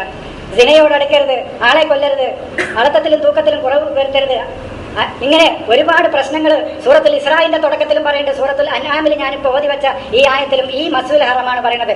പവിത്രതകൾ ലംഘിക്കാൻ പാടില്ലാത്ത ഇന്തിഹാക്കുൽ ഹുർമത്ത് എന്ന പണ്ഡിതന്മാരെ എഴുതിയിരിക്കുന്നത്. ഹുർമത്ത് പവിത്രതകൾ പിച്ചു ചീന്താനോ ലംഘിക്കാനോ പാടില്ലാത്ത ദൈവത്തിന് നാം സമർപ്പിക്കേണ്ട ദൈവിക ആശയങ്ങളാണ് മസ്ജിദുൽ ഹറം. അവിടെ നിന്ന് മുഹമ്മദ് നബി എവിടേക്ക് കൊണ്ടുപോകാണ്? മസ്ജിദുൽ അക്സയിലേക്ക്. അനുസരണത്തിന്റെയും സമർപ്പണത്തിന്റെയും മാക്സിമത്തിലേക്ക് മുഹമ്മദ് നബിയെ കൊണ്ടുപോയതാണത്. അതാണ് മസ്ജിദുൽ അക്സയിലേക്കുള്ള പോക്ക്. അപ്പൊ മസ്ജിദുൽ പിന്നെ അതാണ് ഞാൻ പറഞ്ഞത്, ഈ മസ്ജിദ് എന്ന് പറയുന്നത് തഖ്വയിലാണ് പണിയേണ്ടത്, ഭക്തിയിലാണ് ഈ മസ്ജിദ് പണിയേണ്ടത്, സിമന്റിലും കല്ലിലും അല്ലാന്ന് ഞാൻ തുടക്കത്തിൽ പറഞ്ഞു. വല മസ്ജിദുൻ ഉസ്സിസ അല തഖ്വ, തഖ്വയിൽ ഭക്തിയിൽ അധിഷ്ഠിതമായ, ഭക്തിയിൽ തറയിട്ട സിമന്റിലും കല്ലിലും തറയിട്ട, സിമന്റ് കൊണ്ടും കല്ലുകൊണ്ടും മണ്ണുകൊണ്ടും തറയിട്ട പള്ളി എന്നല്ല, ഭക്തിയിലാണ് ആ പള്ളി പണിയേണ്ടത്. സൂക്ഷ്മതയിലും തന്റെ ദൈവത്തെ സൂക്ഷിക്കേണ്ട, ദൈവിക കൽപ്പനകളെ സൂക്ഷിക്കേണ്ട, അത് തന്റെ ജീവിതത്തിൽ പകർത്തേണ്ട, അതാണ് അതിന്റെ ബേസ്. ആ ബേസിലാണ് ഈ പള്ളി പണിയേണ്ടത്. അവിടെയാണ് ഈ ആശയം പണിയേണ്ടത്. അവിടെ പണിയുന്ന പള്ളിയാണ് വിശുദ്ധ ഖുർആൻ. അതിലാണ് നീ നിൽക്കാൻ പാടുള്ളൂ, അതിലേ നീ നിൽക്കാൻ പാടുള്ളൂ എന്നാണ് ഖുർആൻ പറയുന്നത്. അതിലല്ലാതെ നീ നിൽക്കരുത്. നിനക്ക് നിൽക്കാൻ ഏറ്റവും അർഹതപ്പെട്ട പള്ളി അതാണ്. ലാ തഖും ഫീഹി വല മസ്ജിദുൻ ഉസ്സിസ അല തഖ്വ മിൻ അവ്വലി യൗമിൻ, ലോകാരംഭം മുതൽ തന്നെ, അല്ലാതെ ഈ മറ്റേ പള്ളിയല്ല. ലോകാരംഭം മുതൽ തന്നെ മാനവരാശിക്ക് ഭക്തിയിൽ അധിഷ്ഠിതമായ ഒരു ആശയം, അഹക്കു ഏറ്റവും അർഹതപ്പെട്ടത് അൻ തഖൂമ ഫീഹി, നീ അതിലാണ് നിൽക്കേണ്ടത്. ഫീഹി റിജാലുൻ, ആ ആശയത്തിലുണ്ട് കുറച്ചാളുകൾ, റജലായ ധീരന്മാരായ കുറച്ചാളുകൾ അതിലുണ്ട്. യുഹിബ്ബൂന യതതഹറു, അവര് ആശയപരമായി പരിശുദ്ധരാകാൻ ആഗ്രഹിക്കുന്ന കുറച്ചാളുകൾ ആ ആശയത്തിലുണ്ട്.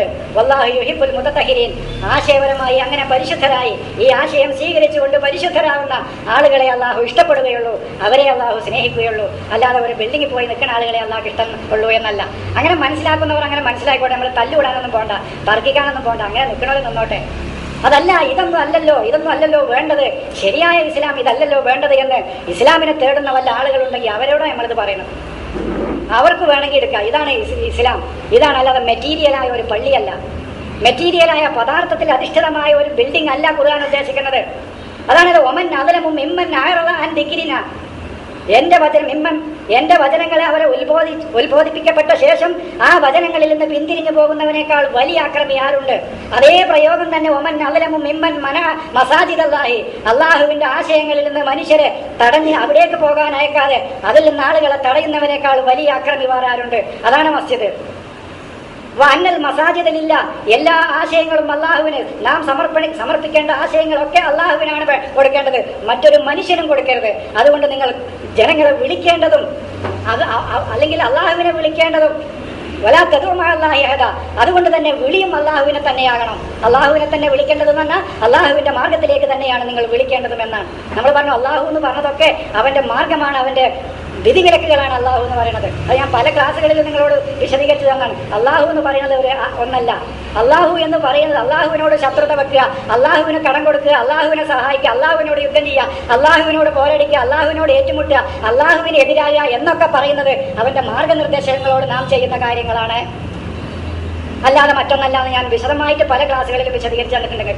അള്ളാഹുവിനെ സഹായിക്കുക, അള്ളാഹുവിന് കടം കൊടുക്കുക, അള്ളാഹുവിനോട് പോരാടുക, അള്ളാഹുവിനോട് യുദ്ധം ചെയ്യുക, അള്ളാഹുവിനോട് മുഷാക്കക്കാകുക, ഇതൊക്കെ പറഞ്ഞ അവന്റെ മാർഗനിർദ്ദേശങ്ങളോട് കാണിക്കുന്ന കാര്യങ്ങളാണ് ഇതൊക്കെ. അല്ലാതെ വാളെടുത്ത് അള്ളാഹിനോട് യുദ്ധം ചെയ്യാൻ പോക്കല്ല, അള്ളാഹുവിലേക്ക് ഒരു ₹1,00,000 മണി ഓർഡർ അയക്കലല്ല അള്ളാഹുവിനെ സഹായിക്കൽ എന്നൊക്കെ പറഞ്ഞു. എന്നതുപോലെ തന്നെ അള്ളാഹുവിനെ വിളിക്കുക എന്ന് പറഞ്ഞാൽ അവന്റെ മാർഗനിർദ്ദേശങ്ങളിലേക്കുള്ള ജനങ്ങളുടെ വിളിയാണ്. അപ്പൊ ഏത് വ്യവസ്ഥിതിയും ഏത് ആശയങ്ങളും അള്ളാഹുവിന് തന്നെയാണ് വേണ്ടത് എന്നിരിക്കെ ആ അള്ളാഹുവിലേക്ക് തന്നെയാണ് നിങ്ങൾ ആളുകളെയും വിളിക്കേണ്ടത്. അല്ലെങ്കിൽ അള്ളാഹുവിനെ തന്നെയാണ് വിളിക്കേണ്ടതെന്ന് വെച്ചോളൂ, എന്നാലും വലിയ കുഴപ്പമൊന്നുമില്ല, അള്ളാഹിനെ വിളിച്ചോളൂ, വലിയ പ്രശ്നമൊന്നുമില്ല. വലാ തദ്ഉ മഅല്ലാഹി അഹദ. പിന്നെ ഏതാ മസാജിദ്? ഇന്നമാ യഅ്മുറു മസാജിദ് അല്ലാഹി, അള്ളാഹുവിന്റെ ആശയങ്ങൾക്ക് തങ്ങളുടെ ഉംറ് കൊടുക്കുക, ആയുസ് കൊടുക്കുക. ഇന്നമ എന്ന് പറഞ്ഞാൽ ഓൺലി എന്നാണ്, അവർ മാത്രമേ. ഇന്നമ ഹസറിന്റെ അർത്ഥത്തിലാണ്. ഇന്നമ അനബശറും മിസ്ലുക്കും, ഞാൻ നിങ്ങളെ പോലെയുള്ള മനുഷ്യൻ മാത്രമാണ്. ഇന്നമ ഇലാഹുക്കും ഇലാഹും വാഹിദ്, നിങ്ങളുടെ ഒറ്റ ഇലാഹു മാത്രമാണ്. ഇന്നമ എന്ന് പറഞ്ഞാൽ അത് മാത്രമാണ്. ഇന്നമക്ക് അങ്ങനെ ഒരു പ്രയോഗങ്ങൾ കാണാതെ പഠിക്കണം, കാരണം ഒരുപാട് സ്ഥലങ്ങളിൽ നിങ്ങൾക്ക് അത് പ്രയോജനപ്പെടും. ഈ ഇന്നമയുടെ ആ ശരിയായ അർത്ഥം നിങ്ങൾ പഠിച്ചാൽ. ഇന്നമാ യഅ്മുറു മസാജിദല്ലാഹി, അള്ളാഹുവിന്റെ ആശയങ്ങൾക്ക് തങ്ങളുടെ ജീവൻ കൊടുക്കുക, ഉംറ് കൊടുക്കുക, ആയുസ് കൊടുക്കുക. അതിന് സജീവത കൊടുക്കുക ആര് മാത്രമേ ഉള്ളൂ? മൻ ആമന ബില്ലാഹി വൽ യൗമിൽ ആഖിരി, അള്ളാഹുവിലും അന്ത്യദിനത്തിലും വിശ്വസിക്കുകയും വലം യഖ്ശ ഇല്ലല്ലാഹ്, അള്ളാഹുവിനെ അല്ലാതെ അവന്റെ വ്യവസ്ഥയല്ലാതെ മറ്റൊന്നിനെയും ഭയപ്പെടാത്ത ആളുകളും മാത്രമേ അതിന് തന്റെ ജീവൻ കൊടുക്കുകയുള്ളൂ എന്നാണ് അള്ളാഹു പറയുന്നത്. അതാണ്, അല്ലാതെ ഈ പള്ളി പരിപാലിക്കുക അള്ളാഹുവിനെയും അന്ത്യദിനത്തിലെയും വിശ്വസിക്കുന്ന ആളുകൾ മാത്രമേ ഉള്ളൂ എന്നല്ല. മുശ്രിക്കുകൾ ഇന്ന് പള്ളി പരിപാലിക്കുന്നുണ്ട്, മുനാഫിക്കുകൾ പള്ളി പരിപാലിക്കുന്നുണ്ട്. പള്ളി പരിപാലിക്കാൻ ആർക്കും വയ്ക്കും, അവർ മാത്രമേ പള്ളി പരിപാലിക്കൂന്നല്ല. പള്ളി പരിപാലിക്കാനാണെങ്കിൽ അതിന് പൈൻ്റടിക്കാനും സെക്രട്ടറി ആകാനും പ്രസിഡന്റ് ആകാനും ശമ്പളം കൊടുക്കാനും കാലിനെ നിശ്ചയിക്കാനും കാലിനെ പിരിച്ചുവിടാനും ഇതിനെന്തിനാ മന്നാമന ബില്ലാഹി വൽ യൗമിൽ ആഖിരി വലം യഖ്ശ ഇല്ലല്ലാഹ്? ഈ 3 വിശേഷണം ഈ സാധാരണ പള്ളി പരിപാലിക്കാനാണെങ്കിൽ വേണ്ട. തങ്ങളുടെ ജീവൻ, ഉംർ എന്ന് പറഞ്ഞാൽ ഏജ് എന്നാണ്, ആയുസ്. അമറ യഅ്മുറു ഉംർ, ഗിവിംഗ് ലൈഫ്, തങ്ങളുടെ ജീവിതം നൽകുക. എന്തിന്? മസാജിദല്ലാഹി, ദൈവികമായ ആശയങ്ങൾക്ക്, തന്റെ മനസ്സിൽ അവന്റെ ആശയമായി സ്വീകരിച്ച ആ ആശയങ്ങൾക്ക് തങ്ങളുടെ ജീവൻ കൊടുക്കുക ആര് മാത്രമേ ഉള്ളൂ? മൻ ആമന ബില്ലാഹി വൽ യൗമിൽ ആഖിരി വലം യഖ്ശ ഇല്ലല്ലാഹ്. വേറെ ആരെയും പേടില്ല, അള്ളാഹുവിനെ അല്ലാതെ ഇവർ മാത്രമേ അതിന് കൊടുക്കുകയുള്ളൂ. പിന്നെ ഏതാ പള്ളി എന്നല്ല അർത്ഥം വന്നത്? വലാ തുബാശിറൂഹുന്ന വഅൻതും ആകിഫൂന ഫിൽ മസാജിദി, പള്ളിയിൽ എത്തിക്കാഫിരിക്കുമ്പോൾ നിങ്ങൾ സ്ത്രീകളുമായി ബന്ധപ്പെടരുത്. ഇത്രയും കാര്യങ്ങളാണ്. അത് ഞാൻ മുമ്പ് നിങ്ങൾക്ക് സിയാമ് വിശദീകരിച്ച് തന്നപ്പോൾ വിശദീകരിച്ച് തന്ന ആയത്താണ്. അവിടെ സ്ത്രീകളുമില്ല, ബന്ധപ്പെടലുമില്ല, സംഗതികളൊന്നുമില്ല, ഇന്റർകോഴ്സൊന്നും അവിടെ അല്ല. അവിടെ ഇനി കേൾക്കാത്തവരുണ്ടെങ്കിൽ ഒന്ന് ഒരു മിനിറ്റ് വിശദീകരിക്കുക. അവിടെ അന്നിസാ എന്ന് പറഞ്ഞ ദുർബലരായ ആളുകൾ, അവരോട് നിങ്ങൾ നല്ല നിലയ്ക്ക് പെരുമാറാവൂ എന്ന് ആയത്തിന്റെ തുടക്കത്തിൽ പറഞ്ഞു. ഫബാശിറൂഹുന്ന ഫൽ ആന ബാശിറൂഹുന്ന വബതഗൂ മാ കതബല്ലാഹു ലക്കും എന്ന് പറഞ്ഞു ആദ്യം. ഫൽ ആന, ഇനി മുതൽ, ഇതുവരെ നിങ്ങൾ ഈ ദുർബലരും വിശ്വാസപരവും മറ്റും ദുർബലരായ ആളുകളോടും സാമ്പത്തിക രംഗത്തൊക്കെ ദുർബലരായ ആളുകളോട് വളരെ മോശമായിട്ട് നിങ്ങൾ ഇതുവരെ പെരുമാറിയിരുന്നത്. അത് ആ സമൂഹത്തിൽ നിയമമായിരുന്നു. പക്ഷേ ഫൽ ആന ബാശിറൂഹുന്ന, ഇനി മുതൽ അവരോട് നിങ്ങൾ നല്ല നിലക്ക് പെരുമാറുക. അവർക്ക് ഗുഡ് ന്യൂസ്, ബഷർ എന്ന് പറഞ്ഞാൽ ഗുഡ് ന്യൂസ് കൊടുത്ത് പെരുമാറുക എന്നാണ്. ബിഷാറത്ത് കൊടുക്കുക, നല്ല വാർത്ത. മനുഷ്യരെ, ഇനി നിങ്ങളെ ചൂഷണം ചെയ്യപ്പെടുകയില്ല, നിങ്ങളുടെ അധ്വാനത്തിന്റെ ഫലം ഞങ്ങൾ കവർന്നെടുക്കൂല, നിങ്ങളെ ഇനി കൊച്ചാക്കി ഞങ്ങൾ സംസാരിക്കൂല, ഇനി നിങ്ങളുടെ ഒരു അവകാശവും ഞങ്ങൾ കവർന്നെടുക്കൂല എന്നൊക്കെയുള്ള ബിഷാറത്ത്, സന്തോഷ വാർത്ത കൊടുത്തുകൊണ്ട് നിങ്ങൾ അവരോട് പെരുമാറുക. നിങ്ങൾ അന്വേഷിക്കുക മാ കതബല്ലാഹു ലക്കും, അള്ളാഹു നിങ്ങൾക്ക് എന്താണ് നിയമമാക്കിയിട്ടുള്ളത്. ഈ മനുഷ്യരോട് പെരുമാറാനും അവരോട് സഹവർത്തിത്വത്തിൽ ജീവിക്കാനും എന്തൊക്കെയാണ് നിങ്ങൾക്ക് നിയമമാക്കപ്പെട്ടിട്ടുള്ളത് എന്ന് നിങ്ങൾ അന്വേഷിച്ച് കണ്ടെത്തുകയും ചെയ്യുക. ഇപ്പോഴത്തെ അർത്ഥം നിങ്ങൾക്ക് അറിയാലോ. ഇപ്പോഴത്തെ അർത്ഥം ഇനി മുതൽ നിങ്ങൾ പെണ്ണുങ്ങളുമായി ബന്ധപ്പെട്ടിട്ട് കുട്ടികളെ എത്രണ്ണം കിട്ടും നോക്കിക്കോളിന്നാണ് ഇന്നത്തെ ഇപ്പോഴത്തെ അർത്ഥം. അള്ളാഹു നിങ്ങൾക്ക് എത്ര കുട്ടികൾ വിധിച്ചിക്കണോ എന്ന് തേടിക്കോളിന്ന നല്ല സംഗതി. ഇങ്ങോട്ട് അവസാനം പറയണെന്താണോ, ആ ആയത്തെ അവസാനിപ്പിക്കണം ലാലക്കും തത്തക്കും, അങ്ങനെ നിങ്ങൾക്ക് മുത്തക്കിയാകാന്ന്. അത് അന്നെ ഞാൻ അതിന്റെ സിയാമ് വിശദീകരിച്ചപ്പോൾ അന്നെ ഞാൻ പറഞ്ഞിട്ടുണ്ട്, അങ്ങനെ മുത്തക്കിയാകാമെങ്കിൽ ഇന്ന് ലോകത്ത് പല ആൾക്കാരും മുത്തക്കിയാവുന്നതാണ്. അങ്ങനെയല്ല, മനുഷ്യരോട് നല്ല നിലക്ക്. അതാണ് ബഷർ എന്ന് പറഞ്ഞാൽ ടു മീറ്റ്, കണ്ടുമുട്ടുക. ബഷറ എന്ന് പറഞ്ഞാൽ ഗുഡ് ന്യൂസ് കൊടുക്കുക. ബഷറ എന്ന് പറഞ്ഞാൽ മനുഷ്യത്വപരമായി പെരുമാറുക. ഈ 3 അർത്ഥമേ ഉള്ളൂ. ഈ ഇന്റർകോഴ്സ് ഒക്കെ എവിടുന്ന് വന്നാന്ന് എനിക്കറിയില്ല. ഈ പദത്തിന് ബിഷാറത്ത്, ബഷർ, മുബാഷർ എന്ന് പറഞ്ഞാൽ ലൈവായിട്ട്, നേരിട്ട് എന്നൊക്കെ അർത്ഥം. ടു മീറ്റ്, നേരിട്ട് കണ്ടുമുട്ടുക എന്നൊക്കെയുള്ള അർത്ഥം. അതാണ് ഈ ടി വിയിലൊക്കെ കാണും മുബാഷർ, ലൈവ് എന്നില്ലേ. എങ്ങനെയാണ് ഈ സ്ത്രീകളുമായിട്ടുള്ള ഈ ബന്ധപ്പെടൽ? ഇതാ ഞാൻ പറഞ്ഞല്ലോ, മുമ്പ് ഞാൻ സൂചിപ്പിച്ചത്, ഈ അറബികൾക്ക് ഇതല്ലാതെ വേറെ പരിപാടിയൊന്നുമില്ല. ഈ കള്ളുടിക്കുക, സ്ത്രീകളുമായി ബന്ധപ്പെടുക, കള്ളുടിക്കുക, സ്ത്രീകളുമായി ബന്ധപ്പെടുക. 11ഓളം സ്ഥലങ്ങളിലോ 13 സ്ഥലത്തെങ്കിലും ബന്ധപ്പെടലാണ് ഖുർആനിൽ വ്യാഖ്യാനിച്ചിട്ടുള്ളത്. ഒരൊറ്റ സ്ഥലത്തും ബന്ധപ്പെടലില്ല കേട്ടോ, അള്ളാന്റെ തൗഫീഖ് കൊണ്ട്. അത് പഠിപ്പിക്കാൻ വന്ന ഗ്രന്ഥമൊന്നുമല്ല. വിശുദ്ധ ഖുർആൻ സ്ത്രീകളുമായി ബന്ധപ്പെടാൻ പഠിപ്പിക്കാമെന്നല്ല. ഭാഷറയായാലും ലാമസയാണെങ്കിലും ഇഫാലത്താണെങ്കിലും ഹർസാണെങ്കിലും ലാമസെന്നാണെങ്കിലും ജുനുബെന്നാണെങ്കിലും അങ്ങനെ ബിഹ ആണെങ്കിലും ഫഹഷ ആണെങ്കിലും സിനയാണെങ്കിലും 11 13 സ്ഥലമുണ്ട്. ഈ സ്ഥലങ്ങളിലൊന്നും സ്ത്രീ സംസർഗം അല്ല അർത്ഥം, സ്ത്രീകളുമായി ബന്ധപ്പെടലല്ല അർത്ഥം. അതാ ഞാൻ പറഞ്ഞത്, സിന എന്ന് പറഞ്ഞാൽ അങ്ങനെ പറഞ്ഞു പോയി ഞാൻ അപ്പോൾ പറഞ്ഞത്. വ്യഭിചാരമല്ല അവിടുത്തെ അർത്ഥം. ഫഹഷ എന്ന് പറഞ്ഞാൽ അതല്ല. ഫഹഷാവിനെ അങ്ങനെ ചോദിച്ചു, പോയാലും വല്ലതീനെ ചെയ്താൽ ഫഹലു ഫാഹിഷത്തൻ, അവർ വല്ല ഫാഹിഷത്തും ചെയ്താൽ കാലു വചതിനാലേ ആപാന, ഞങ്ങളെ വാപ്പാരൊക്കെ അങ്ങനെ ചെയ്യണ കണ്ടുക്കണം. ഞാൻ ചോദിച്ചു, വാപ്പാരൊക്കെ അങ്ങാടിയിൽ വന്നിട്ട് അത് ചെയ്തിരുന്നത് ഫാഹിഷത്ത് അതാണെങ്കിൽ വൈദാ ഫാലു ഫാഹിഷത്തൻ, അവർ വല്ല ഫാഹിഷത്തും ചെയ്താൽ കാലു, അവർ പറയും വചതിനാലേ ആപാന, ഞങ്ങളെ വാപ്പാരൊക്കെ അത് ചെയ്യണ കണ്ടുക്കണം, അതുകൊണ്ടാണ് ഞങ്ങളിത് ചെയ്യണത്.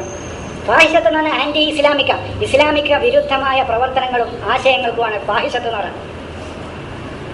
ലൂത്ത് നബിയുടെ സമൂഹം ചെയ്ത ഫാഹിഷത്തും അത് തന്നെയാണ്. ഞാൻ ചോദിച്ചു, അല്ലെങ്കിൽ റിജാലിന്റെ അടുത്തൊക്കെ റജൽ എന്ന് പറഞ്ഞാൽ നല്ല തന്റെ അടുള്ള ധൈര്യം ആണുങ്ങൾക്ക് റജൽ എന്ന് പറയാം. അവരെന്തൊക്കെ പോകുക ഈ ആവശ്യാർത്ഥം? കോഴിക്കോട്ട് ഇറങ്ങി ഞാൻ പറഞ്ഞു തരേണ്ട ആവശ്യമില്ലല്ലോ. ആ ആവശ്യാർത്ഥം റജലിന്റെ അടുത്തേക്കല്ല പോവുക, വിൽദാനിന്റെ അടുത്തേക്കാ പോവുക, ഔലാദിന്റെ അടുത്തേക്കാ പോവുക. സുലൈമാൻ യൂത്തിന്റെ സമൂഹത്തിന്റെ ആവശ്യാർത്ഥം നല്ല റജല്. ആ തെഹത്തൂന റിജാലാണ് അവർ ചോദിക്കുന്നത്, നിങ്ങൾ റജലിന്റെ അടുത്തേക്കാണോ പോണത്? മിന്തോനി നിസായിന, നിസായിനെ വിട്ടുന്ന. അവർ ഈ ആശയത്തെ പഠിപ്പിക്കാനും വളർത്തിക്കൊണ്ടുവരാനും നിസായിന്റെ അടുത്തേക്കാ പോകേണ്ടത്. പക്ഷെ അവരവരുടെ റജലുകളെ ചുറ്റിപ്പറ്റിയാണ് ആ സമൂഹം കഴിഞ്ഞത്. അതാണ് പറഞ്ഞത്. ആ യഥാർത്ഥത്തിൽ ഈ ആശയവുമായി അവർ ചെല്ലേണ്ടിരുന്നത് ആ സമൂഹത്തിലെ നിസാകളിലേക്കാണ്. പക്ഷെ അവരതല്ല ചെയ്തത് എന്നാണ് പറഞ്ഞത്. അതാണ് അവർ ചെയ്ത ഫാഹിഷത്ത്. എന്താ ഉന്നത സംഗതികളൊക്കെ ആകെ പൊളിച്ചെഴുതിയിരിക്കുകയാണ്. അപ്പോ എവിടുന്നാ പോകുന്നത്? വലാത്തു ബാഷിറോ ഉന്നവാന്തമാക്കി അവിടെ. പക്ഷേ ഇങ്ങനെ നിങ്ങൾ നല്ല വാർത്തകൾ കൊടുക്കരുത്. എപ്പോൾ നിങ്ങൾ നല്ല വാർത്തകൾ കൊടുക്കരുത് ഇവരോട്, ഈ ദുർബലർക്ക്. വാന്തും ആക്കിഫൂന, നിങ്ങൾ പഠനത്തിൽ മുഴുകിയിരിക്കുന്ന സന്ദർഭത്തിൽ എന്തെങ്കിലും മസാജിദ് ഈ ആശയങ്ങളുടെ പഠനത്തിലും നടപ്പിൽ വരുത്തലും അക്കഫാന്ന മുലാസിമായിട്ട് കഴിയാതാണ്. ഒരു ഡോക്ടറുടെ കഴുത്തിൽ ഈ സ്റ്റെത് എങ്ങനെ അതിനാണ് അക്കഫ മുലാസിമായിട്ട് കഴിയാം, വിട്ടുപിരിയാതെ. അപ്പൊ ഈ ആശയവുമായി പഠനത്തിലും അത് നടപ്പിൽ വരുത്തലും മുഴുകിയിരിക്കുന്ന ഈ വേളയിൽ നിങ്ങൾ ഇത് നടപ്പിൽ വരുത്തിയാൽ ഉണ്ടാവുന്ന മേന്മകളെക്കുറിച്ചോ അത് നിങ്ങൾക്ക് കിട്ടാവുന്ന അതിന്റെ പ്രോഫിറ്റുകളെക്കുറിച്ചോ ഗുണങ്ങളെക്കുറിച്ചോ, അതുകൊണ്ട് നിങ്ങൾക്ക് ഇന്ന പ്രോഫിറ്റുകളൊക്കെ കിട്ടാറുണ്ട് എന്നുള്ള ഈ ഗുഡ് ന്യൂസ് ഓടിപ്പോയി കൊടുക്കരുത്. അതെന്തുകൊണ്ട് അങ്ങനെ പറഞ്ഞതെന്ന് പറഞ്ഞാൽ, ഇൻ കേസ് അത് പരാജയപ്പെട്ടാൽ ഇവരിതിട്ട് പോകും. ഇതിലതൊന്നുമില്ല. ഒന്നെങ്കിലും നടപ്പാക്കി വിജയിപ്പിച്ചിട്ട് വേണം അവരോട് പറയാൻ, മക്കളെ ഇതിലേക്ക് വന്ന ഇന്ന ഗുണങ്ങളൊക്കെ ഉണ്ട് എന്നിട്ട് വേണം കൊടുക്കാൻ. ആ പ്രാഥമിക ഘട്ടത്തിൽ തന്നെ നിങ്ങൾ അത് കൊടുക്കരുത് എന്നാണ് പറഞ്ഞത്. അല്ലെങ്കിൽ എന്താ ചെയ്യാ? അല്ലെങ്കിൽ ഞാൻ ചോദിച്ചു എത്തിക്കാഫിൽ അല്ലെങ്കിൽ പറ്റുമോന്ന്. ഞാൻ എത്തിക്കാഫിൽ അല്ലാതെ പള്ളിയിൽ ഇരിക്കാന്ന് വിചാരിച്ചോളൂ. എന്റെ പെണ്ണുങ്ങളെ വിളിച്ചിട്ട് ഇവർ പറയുന്ന സംഗതി ചെയ്യാൻ പറ്റുമോ? വലാ തുബാശിറൂന, നിങ്ങൾ മുബാശറത്ത് നടത്തരുത്. എപ്പോൾ? വാന്തും ആക്കിഫൂന, നിങ്ങൾ എത്തിക്കാഫിലായിരിക്കുമ്പോ, ഫിൽ മസാജിദ്, പള്ളികളിൽ. അപ്പൊ എത്തിക്കാഫിൽ അല്ലെങ്കിലോ? അപ്പൊ എത്തിക്കാഫിലല്ലെങ്കിൽ ക്ലാസ് എടുക്കുമ്പോൾ മൊബൈൽ വിളിക്കണ്ടെന്ന് പറഞ്ഞാൽ, ക്ലാസ് എടുക്കുമ്പോഴല്ലെങ്കിലോ വിളിക്കാം. അപ്പൊ അതൊന്നല്ല വിഷയമല്ല. അതിന് എന്തൊക്കെ വ്യാഖ്യാനം അവിടെ എഴുതിക്കണമെന്നോ, എന്തൊക്കെ ദുർവ്യാഖ്യാനങ്ങളാ മുഫസ്സിരിങ്ങളാ ആയത്തിനെ അട്ടിമറിക്കാൻ ചെയ്ത പണികൾ എന്നൊക്കെ. എന്തിനാ അള്ളാഹുവിന്റെ വചനങ്ങൾ എങ്ങനെ അങ്ങ് അട്ടിമറിക്കുന്നത് എന്ന് ഞാൻ ചോദിക്കും. മാനവരാശിക്ക് ഗുണകരമായ ഒരു പ്രത്യയശാസ്ത്രത്തെ അവർക്ക് ഗുണ കിട്ടുന്നത് കൊണ്ട്, അതാണല്ലോ ഞാൻ പറഞ്ഞ ഞാൻ ഒരിക്കൽ പറഞ്ഞില്ലേ, 51% ആളുകൾ ലോകത്തെ സത്യം പറയുന്ന ആളുകളാണെങ്കിൽ ലോകം പ്രകാശമാനമാകും. ലോകം പിടിച്ചാൽ കിട്ടൂല. ലോകത്ത് മുസ്ലിങ്ങൾ ഈ ആരാധനകൾക്ക് വേണ്ടി ഉപയോഗിക്കുന്ന കെട്ടിടങ്ങൾക്കും അവർ ഒരാരാധനയ്ക്ക് ഉപയോഗിക്കുന്ന പൈസ ഉണ്ടെങ്കിൽ 10 കൊല്ലം അവരത് മാറ്റിവെച്ചാൽ അവരുടെ ജീവിത രീതി തന്നെ മാറ്റിമറിക്കാം. അതാ പറഞ്ഞ 20,000 സ്കൂള് തുടങ്ങാം. ഒരു വർഷത്തെ ഒരാരാധനയ്ക്ക് ചെലവഴിക്കുന്ന പണം ഉണ്ടെങ്കിൽ 20,000 സ്കൂള് ഇന്ത്യയിൽ ഒരു വർഷത്തെ ഒരാരാധനക്ക്. ബാക്കിയുള്ള ആരാധനകൾക്കും അതിന്റെ നടത്തിപ്പിനും അതിന്റെ കെട്ടിടങ്ങൾക്കും ചെലവഴിക്കുന്ന പണം വേറെ കേട്ടോ. അതാ ഞാൻ പറയുന്നത്. എന്തിനാണ് ഇതിങ്ങനെ കളയുന്നതെന്നാണ്. ഗുണകരമായിട്ട് ദൈവം അള്ളാഹു നൽകിയ ഈ അനുഗ്രഹങ്ങളെ അവന് തന്നെ ഗുണകരമായിട്ട് ഉപയോഗിക്കാൻ അവന്റെ ബുദ്ധി ഉപയോഗിക്കാതെ, അവന്റെ പ്രവർത്തനങ്ങൾ അതിലേക്ക് തിരിച്ചുവിടാതെ, ഇത് നാശത്തിലേക്കും നശിപ്പിക്കാനും അവന് തന്നെ ദോഷകരമാക്കിയിട്ട് ഇതിനെ എന്തിനു മാറ്റുന്നു എന്നാ. അവന് ആ സമൂഹത്തിന് തന്നെ ഗുണകരമാക്കി മാറ്റേണ്ടതാ. ഇവർ ചോദിക്കണം, എന്തിനാ ഇതൊക്കെ ഇങ്ങനെ പറയുന്നത്? ഇത് ഇപ്പൊ പോണ പോക്കിന് പോയാൽ പോരെന്നാ. ഒരു നിസ്സാരമായ കാര്യം മാറ്റിമറിക്കപ്പെട്ടാൽ തന്നെ മനുഷ്യന്റെ ജീവിതം ദുസ്സഹമാവും. അതുകൊണ്ടാണ് ഇത് പറയുന്നത്. ഒരു നിസ്സാരമായ കാര്യം മാറ്റിമറിക്കപ്പെട്ടാൽ മതി. അത് ഞാൻ പറഞ്ഞല്ലോ മുമ്പൊരു ക്ലാസ്സിൽ. ഒരു വല്യപ്പാക്ക് പേരക്കുട്ടി ഉണ്ടായി, മൂന്നാമത്തെ കുട്ടി ഉണ്ടായപ്പോൾ എൻ്റെ തുണക്കാരനാണ് ഇപ്പോഴും എനിക്ക് എപ്പോഴും ആ ഉദാഹരണം പറയുന്നത് ഞാൻ. ആ കുട്ടി ഉണ്ടായപ്പോൾ ആ വീട്ടിലെ അനുഗ്രഹങ്ങൾ കൊണ്ട് പിന്നെ നടക്കുന്ന കച്ചവടമൊക്കെ വിജയിക്കാത്ത ജ്യോതിഷം പറഞ്ഞു ഈ കുട്ടി ഉണ്ടായതുകൊണ്ടാണ്. എൻ്റെ സുഹൃത്താണ് വല്യപ്പ. ഞാൻ ചോദിച്ചു ഇങ്ങോട്ട് ഒന്നും പറഞ്ഞില്ല. ഞാൻ എന്താ പറഞ്ഞ ഒരു വിശ്വസിച്ചത് നമ്മളിനിപ്പോൾ അതിൻ്റെ ഇടപെടണം. ഞാൻ പറഞ്ഞു കുഴപ്പമൊന്നുമില്ല, ഇനി നാളെ ഒരു ജ്യോതിഷം വന്നിട്ട് വരാം. ആ വീട്ടിൽ ദുരിതം വന്നു, കച്ചവടമൊക്കെ പരാജയം, തൊടുന്നതൊക്കെ പരാജയം. ഒരു വല്യപ്പ ജീവിച്ചിരിപ്പുണ്ട്. അതാണ് പ്രശ്നം എന്ന് പറഞ്ഞാൽ രാത്രി വല്യപ്പ ഉണ്ടാവില്ല എന്നാണ്. വല്യപ്പനെ തലക്കടിച്ച് കൊല്ലും. ഒരു അന്ധവിശ്വാസം പ്രശ്നമില്ല എന്നങ്ങൾ പറയുന്നത്. എന്താ ഇപ്പൊ പ്രശ്നം? പോണപ്പോക്കിന് അങ്ങനെ പോയിക്കോട്ടെ എന്ന് പറഞ്ഞാൽ ഒരു ജനതയുടെ നിസ്സാരമായ ഒരു പ്രശ്നം തൊട്ട് അവരുടെ പ്രശ്നങ്ങളിൽ നിന്ന് അള്ളാഹു പറഞ്ഞ ഈ മാർഗത്തിൽ നിന്ന് വ്യതിചലിക്കുമ്പോൾ, ഒരു സിമ്പിളായ കാര്യത്തിൽ നിന്ന് വരെ വ്യതിചലിക്കുമ്പോൾ അവന്റെ ജീവിതത്തെ അത് മാറ്റിമറിക്കുന്ന പറയുന്നത്. ആ കുടുംബത്തിൽ ഒരു 4ാമത്തെ കുട്ടി ജനിച്ചാൽ അന്ന് മുതൽ ആ കുടുംബത്തിൽ ദാരിദ്ര്യം വന്നാൽ ആ കുട്ടിയെ പാതിരാക്കും കാലുമ പിടിച്ച് തച്ചുകൊല്ലും. അതാ പറയുന്നത്. ഒരു അന്ധവിശ്വാസം, അള്ളാഹു പറയാത്ത ഒരു വിശ്വാസം, അള്ളാഹുവിന്റെ മാർഗത്തിൽ നിന്ന് വ്യതിചലിച്ചിട്ടുള്ള ഒരു വിശ്വാസം ലോകത്തുണ്ടാവുമ്പോൾ ആ വിശ്വാസം ശിർക്കാവുകയും ആ ആശയം ശിർക്കാവുകയും ആ ശിർക്ക് ലോകത്തിന് ദുൽമാവുകയും ചെയ്യുന്നത്. ഞാൻ ഇതാ പറയുന്നത്. ഉദാഹരണം പറയുകയാണെങ്കിൽ നിരവധിയാണ് പറയാനുള്ളത്. എങ്ങനെ ശിർക്ക് ദുൽമാവുക എന്നുള്ളത്. ശിർക്ക് ദുൽമാവും. അപ്പൊ അതാ പറയുന്നത്, അള്ളാഹുവിന്റെ ഈ ആശയത്തിൽ നിന്ന് വ്യതിചലിക്കുമ്പോൾ അത് ലോകത്തുണ്ടാക്കി തീർക്കുന്ന നാശം എന്തൊക്കെയാണ് എന്ന് നമുക്ക് ഊഹിക്കാൻ പറ്റാതെ, ഈ ലോകം ഈ രൂപത്തിൽ എത്തിപ്പെട്ടതിന്റെ പ്രധാനപ്പെട്ട കാര്യം അതാണ്. മൗലികമായ അള്ളാഹുവിന്റെ ആശയങ്ങളിൽ നിന്ന് ലോകം വ്യതിചലിച്ചു. കാലാകാലങ്ങളിൽ ലോകം വ്യതിചലിച്ചിട്ടുണ്ട്. ഇവർ പറയുന്നത് വ്യതിചലിക്കൂലാണ്, മുസ്ലിങ്ങൾ വ്യതിചലിച്ചിട്ടില്ല. ചേട്ടന്മാർ പിന്നെ 100% വ്യതിചലിച്ചു, മാപ്പിളാർ വ്യതിചലിച്ചിട്ടില്ല എന്നാ പറയുന്നത്. വ്യതിചലിച്ചിട്ടുണ്ട്. അടിസ്ഥാനപരമായി അള്ളാഹു നൽകിയ ആശയത്തിൽ നിന്ന് മുസ്ലിങ്ങൾ എന്നോ വ്യതിചലിച്ചിട്ടുണ്ട്. അവന്റെ ഖുർആനിലേക്കുള്ള തിരിച്ചുവരവല്ലാതെ, ഖുർആനിലേക്ക് അതിന് ആര് നമ്മളെ ദീനെന്ന് പറഞ്ഞു. ഇപ്പൊ നമ്മളും ദീനെന്ന് പുറത്താന്നാ തരാം. അതുപോലെ തലവളത്ത് കാദിയനികളുടെ കൂട്ടത്തിൽ ഞാൻ പറഞ്ഞു, എന്തിനാ ദീനെന്ന് പുറത്ത്? ഈ ഹദീസ് നിഷേധിച്ചതിന്റെ പേരിലോ? ഹദീസ് നിഷേധിച്ചതിന്റെ പേരിൽ ദീനെന്ന് പുറത്താണെങ്കിൽ 1-ാം നമ്പർ പുറത്ത് ബുഖാരിയല്ലേ? 5,96,000 തള്ളിയിരിക്കണത്. 5,96,000 തള്ളിയതൊന്നും കുഴപ്പമില്ല. 60 ഹദീസ് തള്ളിയ അബ്ദുസലാം സുലമി പുറത്ത്, 4,000 തള്ളിയ ചേകനൂർ മൗലവി പുറത്ത്, അദ്ദേഹത്തിന്റെ അനുയായികൾ പുറത്ത്. ആരാ പുറത്ത്? 6 ലക്ഷം ഹദീസുകൾ ഞാൻ മനപ്പാടമാക്കി എഴുതി വെച്ചു. ഓരോ ഹദീസ് എഴുതി വെക്കുമ്പോഴും 2 റക്അത്ത് നിസ്കരിച്ചു. ഓരോ ഹദീസ് എഴുതി വെക്കുന്നതിന് മുമ്പായിട്ട് ഞാനൊന്ന് കുളിച്ചു എന്നൊക്കെ പറഞ്ഞ് ബുഖാരി തന്നെ എഴുതി വെച്ചതാ. ആ 6 ലക്ഷത്തിൽ നിന്ന് 5,96,000 എവിടെ പോയി? ആവർത്തനത്തോടു കൂടി 7,000 ഉണ്ട്. ഈ ആവർത്തനം കൂട്ടിയാൽ തന്നെ 5,93,000 എവിടെ പോയി? അപ്പൊ പിന്നെ മുട്ടുകൈയില്ലാത്ത ആളെ മുട്ടുകൈയും അല്ല, ആ ഉദാഹരണം അതിന് യോജിക്കൂല. 5,96,000 ഹദീസിനെ തള്ളിയ ബുഖാരി, പിന്നെ 4,000 തള്ളിയ മൗലവിയുടെ അനുയായികൾ ഔട്ട്. 4,000 60 ഹദീസ് തള്ളിയ അബ്ദുസലാം സുലമി പുറത്താ. 60 തള്ളി കൊടുത്തത്. ഇങ്ങോട്ട് തള്ളാത്ത ഹദീസ് ഇളക്കുന്ന പല്ലിനെ കൊല്ലണം, പിന്നാലെ നടന്ന് കൊല്ലുകയാണ്. ഒരു കൗമിന്റെ ഇടങ്ങേറ് ആലോചിച്ച് നോക്കുക. ഇങ്ങോട്ട് അതും വിശ്വാസമായിട്ടാണ്. ഇപ്പൊ ഒട്ടകമൂത്രത്തിന് ആളെ വിടുന്നുണ്ട്, തമാശയിലല്ല. അബുവാലുൽ ജമാല് അബുവാലുൽ ഖൈല് ഔഷധാന്ന് അനസിന്റെ ഒരു ഹദീസുണ്ട്. അനസ് റളിയല്ലാഹു അൻഹു ഉദ്ധരിക്കുന്ന ഒരു ഹദീസുണ്ട്.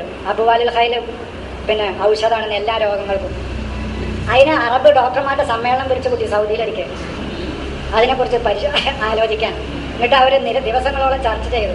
എന്നിട്ട് അതിൽ ഒരു പട്ടിക തയ്യാറാക്കി, ഇത്ര പ്രോട്ടീൻ ഉണ്ട്, ഇത്ര വൈറ്റമിൻ ഉണ്ട്, ഇത്രയൊക്കെ ഒക്കെ കണ്ടെത്തി പരിശോധിച്ച് അതിന് ഉപയോഗിക്കാനാക്കികളെ.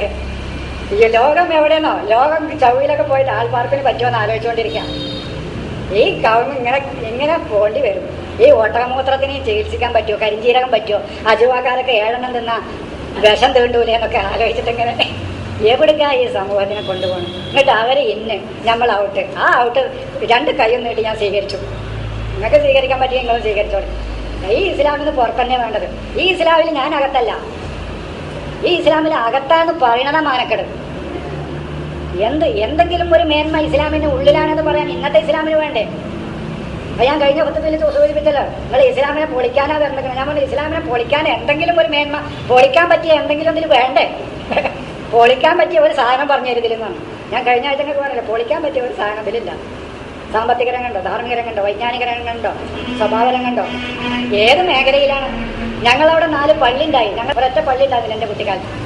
ഇപ്പൊ 4 പള്ളി കയറി. പക്ഷെ കള്ളുടിയന്മാർ കൂടി, പലിശക്കാർ കൂടി, തോന്നിയാസികൾ കൂടി, അരാജകത്വം കൂടി, പാതിരാക്ക് പുറത്തിറങ്ങി നടക്കാൻ പറ്റാത്ത അവസ്ഥയായി. എന്താ ധാർമ്മിക രംഗത്ത്? പാൻറിന്റെ നീളം കുറഞ്ഞ് താടിയുടെ നീളം കൂടി എന്നല്ലാതെ എന്താ ലോകത്ത് മാറ്റം ഉണ്ടായിരിക്കണം? താലിബാനിസത്തിന്റെ വേറൊരു പതിപ്പ് കേരളത്തിൽ ഇറക്കുമതി ചെയ്യാന്നല്ലാതെ ലോകത്ത് എന്ത് പുരോഗതി ഉണ്ടായിരിക്കുന്നത്? അതുകൊണ്ട് തന്നെ ഈ സമൂഹം ഇത്രമാത്രം അധപ്പതിച്ചത്. പറയത്തക്ക ഒന്നുമില്ല. അവിടേക്ക് തിരിച്ചു കൊണ്ടുപോകാൻ എന്തെങ്കിലും പറഞ്ഞാൽ അവരൊക്കെ കാലാകാലങ്ങളിൽ ഇവർ വധിച്ചു കളയുകയോ പുറത്താക്കുകയോ, ആദ്യം ഇവർ പുറത്താക്കുക. ഇവ ആദ്യം പിന്നെ ആദ്യം അവൻ നമ്മളെ ദീനിനെതിരാന്നാ പറയാം. ആദ്യത്തെ പതിപ്പതാണ്. അവിടെ ഇവന് നിൽക്കൂലെന്ന് കണ്ടാൽ പിന്നെ അവന് യുക്തിവാദിയാക്കല. അവിടെ നിൽക്കൂലെന്ന് കണ്ടാൽ പിന്നെയാണ് ഉന്മൂലനം ചെയ്യുക. മൗലൈനൊക്കെ ചെയ്തതാണ്. മൗലൈനെ നല്ല ലോകത്ത് ഒരുപാട് ആളുകൾ അവർ ചെയ്തിട്ടുണ്ട്. അതുകൊണ്ടാണ് പല ആളുകൾക്കും ഇസ്ലാമിക രാജ്യത്ത് നിന്നുകൊണ്ടത് പറയാൻ കഴിയാതെ അവർ ഓടി രക്ഷപ്പെടുന്നത്. പല ആളുകളും ഇസ്ലാമിക രാജ്യങ്ങളിൽ നിന്ന് ഓടി രക്ഷപ്പെട്ടു. എന്തുകൊണ്ട്? അവിടെ നിന്നത് പറയാൻ പറ്റൂല. കാരണം ഈ തലയിൽ ഒരാൾപ്പാർക്കില്ലാത്ത ആളുകളാണ്. ഈ ജനത എപ്പോഴാ വൈലന്റ് ആകാന്നറിയില്ല. കാരണം പിശാചാണ് നയിക്കുന്നത്, ദൈവികതയല്ല നയിക്കുന്നത്. ദൈവിക ആശയങ്ങൾ നയിക്കുന്ന ആളുകളിൽ നിന്ന് എന്തെങ്കിലും നന്മ പ്രതീക്ഷിക്കേണ്ടുള്ളൂ. അല്ലാത്ത ആളുകളിൽ നിന്ന് ഒരു നന്മയും പ്രതീക്ഷിച്ചിട്ട് കാര്യമല്ല. അതാണല്ലോ അവരെ പ്രസംഗങ്ങളും പരിപാടികളും. ഒരു സ്നേഹമോ, ഒരു ദയയോ, ഒരു ദാക്ഷിണ്യമോ, ഒരു കരുണയോ അവരുടെ വാക്കുകളിൽ ഒന്നും കാണൂലല്ലോ. ഇസ്ലാമാകട്ടെ സമാധാനമാണ്, സമാധാനം.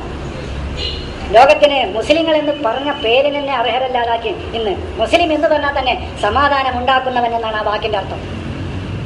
മുസ്ലിം എന്ന വാക്കിന്റെ അർത്ഥം തന്നെ സലാം ഉണ്ടാക്കുന്നവൻ ആരോ അവനാണ് മുസ്ലിം. ലോകത്തിന് അമ്ന് സമാധാനം നൽകുന്നവനാരോ അവനാണ്. ഇപ്പൊ ഒരു പ്രമേയം കണ്ടു, മതം സുരക്ഷയാണെന്ന്. ഞാൻ പറഞ്ഞു, കുറച്ച് പുരോഹിതന്മാർക്കല്ലാതെ എന്ത് സുരക്ഷ ഈ മതം കൊടുത്തിക്കുന്നത്? ആർക്കാ സുരക്ഷ കൊടുത്തിക്കുന്നത്? കുറച്ച് പുരോഹിതന്മാർക്ക് സുരക്ഷ കൊടുത്തു എന്നല്ലാതെ ഈ മതം ആർക്ക് സുരക്ഷ കൊടുത്തു? വേറൊരു പ്രസംഗ വിഷയമാണ് ഒരു ജാതി, ഒരു മതം, ഒരു ദൈവം. അതും ആരെ പറയണമെന്നോ? ഈ നവയാഥാസ്ഥികരാ പറയുന്നത്. കേരളത്തിൽ പഴയ യാഥാസ്ഥികരല്ല, നവയാഥാസ്ഥികരാ പറയുന്നത്. പ്രമേയമാണ് ഒരു ജാതി. ഞാൻ പറഞ്ഞു, ഒരു ജാതി എന്നുള്ളതൊന്നും വേറെ രൂപത്തിൽ വായിച്ചാൽ മതി. ഈ കക്ഷം പറിച്ച്, മീശ വടിച്ച്, താടി നീട്ടി, പാൻറ് കയറ്റി, അജുവാക്കാരൊക്കെ തിന്ന്, ജില്ലി റുക്കിയ ഷറയ്യ ചികിത്സ നടത്തി, പിന്നെ ഒട്ടമൂത്ര ചികിത്സ നടത്തി നടക്കുന്ന ഒരു ജാതി അങ്ങനെ പറ്റുന്നതാണ്. അങ്ങനെയാണെങ്കിൽ നിങ്ങൾക്ക് ആ വിഷയം പറയാൻ അർഹത ഉണ്ടെന്നാണ്. അല്ലാതെ ഗുരു ഉദ്ദേശിച്ച ഉന്നതമായ ആ ഒരു ലക്ഷ്യത്തിലാണെങ്കിൽ നിങ്ങൾ ആ ആശയം പറയരുതെന്നാണ്. ഇങ്ങനെയൊക്കെ ഉണ്ട് ഈ വിശേഷണം. കക്ഷം പറിക്കാം, കക്ഷം പറിക്കണം എന്ന് ഞാൻ പറഞ്ഞു. ഇനി മുതലെങ്കിൽ ഹദീസ് വിശ്വസിക്കുകയാണെങ്കിൽ കക്ഷത്തൊന്നും ബ്ലേഡോ കത്തിയോ തൊടാൻ പാടില്ല, പറിച്ചുകൊണ്ടേയിരിക്കണം കക്ഷത്തിലെ രോമം. ഹദീസ് നിങ്ങൾ ഇല്ലാന്ന് പറയല്ലേ, ബുഖാരിയിലെ ഹദീസ് ഉണ്ട്. ഇവിടെ മുജാഹിദിന്റെ ഒരു പുസ്തകത്തിലുണ്ടായിരുന്നു ആ ഹദീസ്, ഉമർ പിന്നെ മൊലയിൽ. പിന്നെന്താണ്? താടി നീട്ടുക, മീശ പഠിക്കുക. ഈ താടി നീട്ടല് ഫിത്രത്താത്ര പോലെ ജനങ്ങളെ പഠിപ്പിക്കണം. മനുഷ്യ പ്രകൃതിയാണത്. ഖുർആനില് ഫിത്രത്തിലേക്ക് മടങ്ങാനാ ഖുർആൻ പറഞ്ഞിരിക്കണത്. അങ്ങനെയാണെങ്കിൽ ആ മതങ്ങൾ പലവലി വെച്ച് കെട്ടേണ്ട ഒരു ഫിത്രത്തിലേക്ക് മടങ്ങുകയാണെങ്കിൽ ഇവർക്ക് താടി മീശക്ക് ഫിത്രത്തില്ല, കക്ഷത്തിന് ഫിത്രത്തില്ല, ലിംഗത്തിന്റെ അഗ്രത്തിന് ഫിത്രത്തില്ല, ഇതിനൊന്നും ഫിത്രത്തില്ല. അപ്പോൾ പറയണേ ഫിത്രത്തിലേക്കുള്ള മടക്കമാണ് ഞങ്ങളുടെ താടിയെന്ന്. ഉഷാറായി കിടന്നത്. യഥാർത്ഥത്തിൽ ഫിത്രത്തിലേക്കുള്ള മടക്കമാണ് ഖുർആൻ ആവശ്യപ്പെടുന്നത്. ദാലിക ദീനുൽ ഖയ്യിം, അതാണ് ചൊവ്വായ മതം. അതെന്താന്ന് പിന്നെ പറയാം. അതാണ് ഫിത്രത്തിലേക്കുള്ള മടക്കമാണ് മതത്തിന്റെ ആകത്തുക. അവൻ ജന്മന അവനിൽ കളങ്കമില്ല, വിഭാഗീയതയില്ല, ശത്രുതയില്ല, പകയില്ല, അക്രമമില്ല, കളവില്ല. ഇങ്ങനെയില്ലാത്ത അവന്റെ ഫിത്രത്തിലേക്കുള്ള തിരിച്ചുപോക്ക് അത് അവന്റെ രൂപത്തിലല്ല, അവന്റെ സ്വഭാവത്തിൽ. അതാണ് യഥാർത്ഥ മതം. അതാണ് ദാലിക ദീനുൽ ഖയ്യിം എന്ന് പറയാനുള്ളത്. കാരണം മനുഷ്യന്റെ ശുദ്ധ പ്രകൃതിയിലേക്കുള്ള തിരിച്ചുപോക്ക്. അവിടെ ആ പ്രകൃതിയിൽ കളവില്ല, വഞ്ചനയില്ല, ചതിയില്ല, ചൂഷണമില്ല, അക്രമമില്ല, ഒന്നുമില്ല. സ്നേഹമല്ലാതെ ആ മുഖത്ത് നോക്കിയാൽ ഇല്ല അവന്റെ ഫിത്രത്തിൽ. ആ ഫിത്രത്തിലേക്കുള്ള തിരിച്ചുപോക്കാണ് മനുഷ്യ പ്രകൃതി. അതാണ് ഇസ്ലാം. ദാലിക ദീനുൽ ഖയ്യിം, അതാണ് ചൊവ്വായ മതം. അതെന്നെ പറയുന്നത് അതാണ്. പക്ഷെ ഇവരുടെ താടിയിലേക്കുള്ള ഫിത്രത്തിൽ അതല്ല ഫിത്രത്തിലേക്കുള്ള തിരിച്ചുപോക്ക്.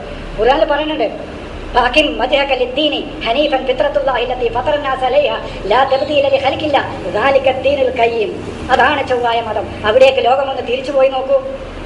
ആ ശുദ്ധ പ്രകൃതിയിലേക്ക് ലോകത്തെ ഒന്ന് തിരിച്ചുപോയ ഒന്ന് സങ്കല്പിച്ച് നോക്കൂ. ലോകത്തിന്റെ അവസ്ഥ പകയില്ല, വിദ്വേഷമില്ല, അസൂയയില്ല, കിബറില്ല. ആ മുഖത്ത് നോക്കിയാൽ വാത്സല്യമല്ലാതെ, സ്നേഹമല്ലാതെ അക്രമ വാസന ആ മുഖത്തില്ല. അങ്ങനത്തെ ഒരു തിരിച്ചുപോക്കാണ് മതം എന്ന് പറയുന്നത്. അവന്റെ തബീയത്തിലേക്ക്, അവന്റെ ജിബില്ലത്തിലേക്ക്, അവന്റെ ഹൽക്കിലേക്കുള്ള തിരിച്ചുപോക്ക്. അത് ഏകദേശം ഏതെങ്കിലും അവയവങ്ങളുടെ കൂട്ടലിലോ കുറക്കലിലോ അല്ല, അവന്റെ സ്വഭാവത്തിലേക്കുള്ള തിരിച്ചുപോക്കാണത്.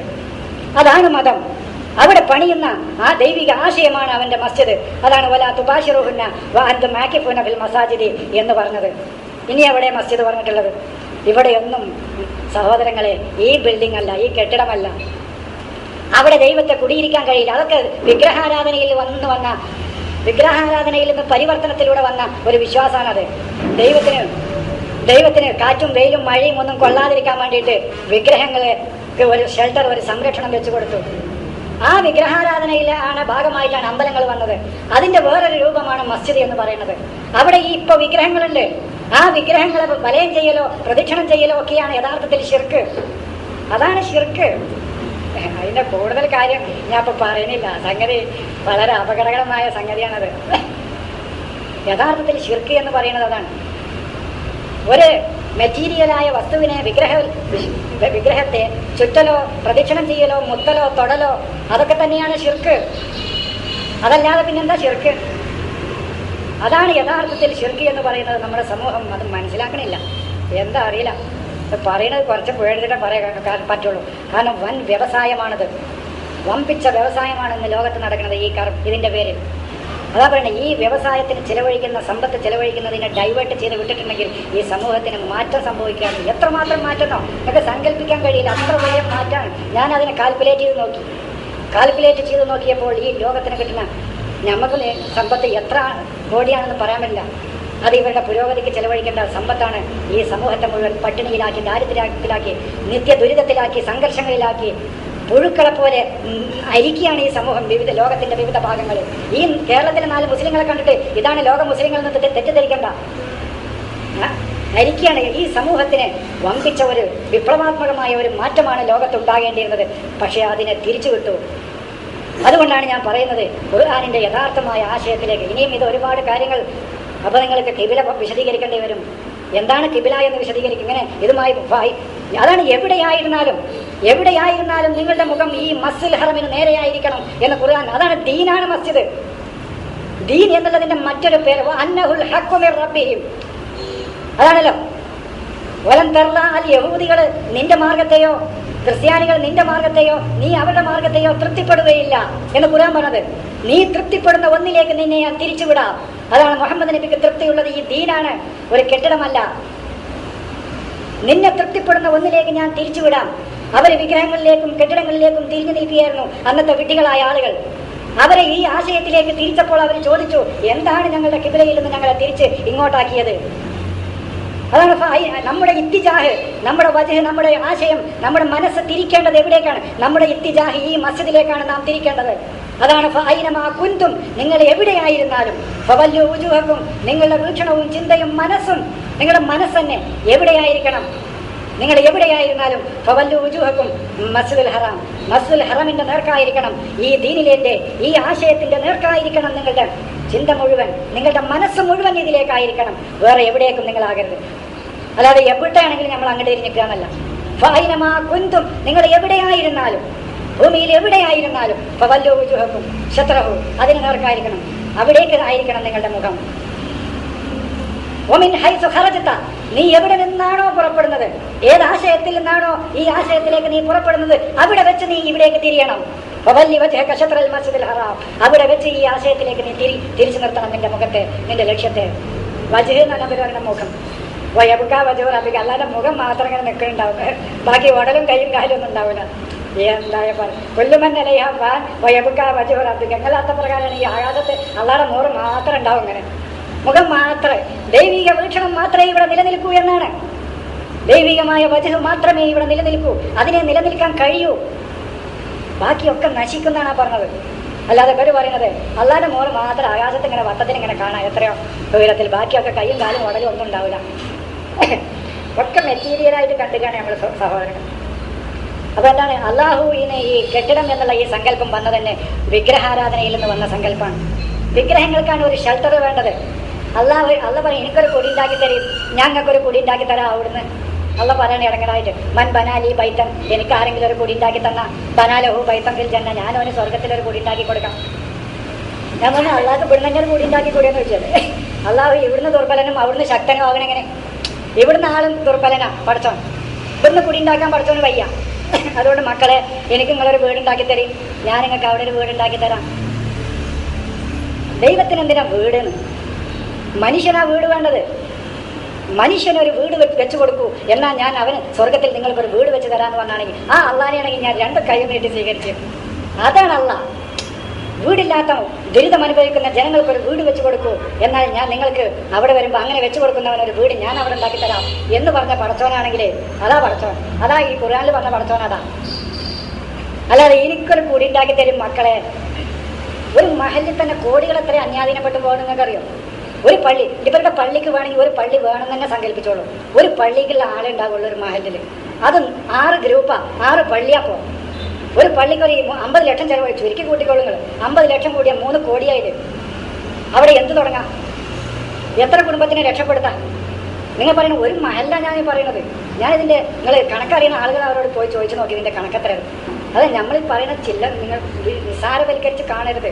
ഇത് ലോക മുസ്ലിങ്ങളുടെ ജീവിത രീതിയെയും അവരുടെ ജീവിത ഇതിനെ തന്നെ ആകെ മാറ്റി മറിക്കാൻ ഉതകുന്നതാണിത്. അതാണ് ആ രൂപത്തിൽ ഈ പ്രത്യയശാസ്ത്രത്തിനെ അവതരിപ്പിക്കാതെ ഇനി മാനവ മോചനത്തിനും മാനവ നന്മക്കും മനുഷ്യ മോചനത്തിനും മനുഷ്യ നന്മക്കും അല്ലാതെ ഇനി ഈ ആശയം അവതരിപ്പിച്ചിട്ട് കാര്യമല്ല. അങ്ങനെയാണെങ്കിൽ ഇതൊന്ന് നോക്കാം. അതല്ല ഇന്നത്തെ ഈ കാട്ടിക്കൂട്ടലൊക്കെയാണ് ദീനെങ്കിൽ വേണ്ടവർക്ക് പോകാം. ഞമ്മക്ക് ഏതായാലും ആ ദീന് ശരിയാവില്ല. അങ്ങനെ ഒരു ദൈവത്തിന് അതാണല്ലേ ഇന്ന അവല ബൈത്തിന് കൂടി അതിന് കൊല്ലം കൂടുമ്പോൾ ഒന്ന് കഴുകി വൃത്തിയാക്കാം. ആ തഹിറ ബൈത്തിയ, എനിക്കൊരു വീട് കെട്ടി തന്നിട്ട് അതിങ്ങനെ ഇടക്കിടക്ക് കൊല്ലം കൂടുമ്പോൾ ഒന്ന് കഴുകി വൃത്തിയാക്കാം. അമ്പലമൊക്കെ കഴുകണില്ലല്ലോ, എന്ന പോലെ കഴുകി. ത്വഹിറ എന്ന് പറഞ്ഞാൽ തന്നെ ഇത് പരിശുദ്ധമാക്കി വെക്കാനാണ് ഈ ആശയം. ഇതിൽ മനുഷ്യനിർമ്മിത ആശയങ്ങൾ കലരാതെ ഇതിനെ പരിശുദ്ധമാക്കി വെക്കുമെന്നാണ് പറഞ്ഞത്. അതാണ് അന്തോഹിറ ബൈത്തിയ ലിത്വായിഫീന, ആർക്ക്? എന്റെ ആശയങ്ങൾ തേടി വരുന്നവർക്ക്.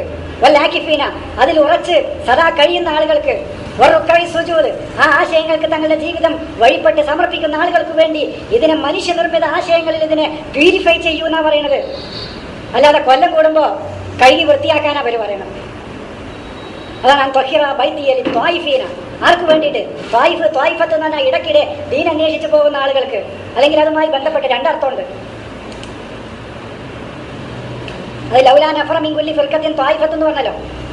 എന്തുകൊണ്ട് അവരിൽ നിന്ന് ഒരു ത്വായിഫത്ത് ഉണ്ടാവുന്നില്ല? ത്വായിഫത്ത് എന്ന് പറഞ്ഞാൽ ദീൻ പഠിക്കുകയും അത് തന്റെ സമൂഹത്തിലേക്ക് തിരിച്ചു വന്ന് പഠിപ്പിച്ചു കൊടുക്കുകയും ചെയ്യുക. ഇങ്ങനെ മനുഷ്യർക്ക് അവർ ഇടയ്ക്കിടെ തങ്ങളുടെ ആശയങ്ങൾ പഠിക്കാനും മനസ്സിലാക്കാനും തേടിപ്പോകാനുമുള്ള ആ ബൈത്തിനെ, അതിനുള്ള പറ്റിയ ബൈത്താണിത്. പിന്നെയോ വല്ലാക്കിഫീന, സദാ അവർക്ക് അതുമായി കായ്മീന.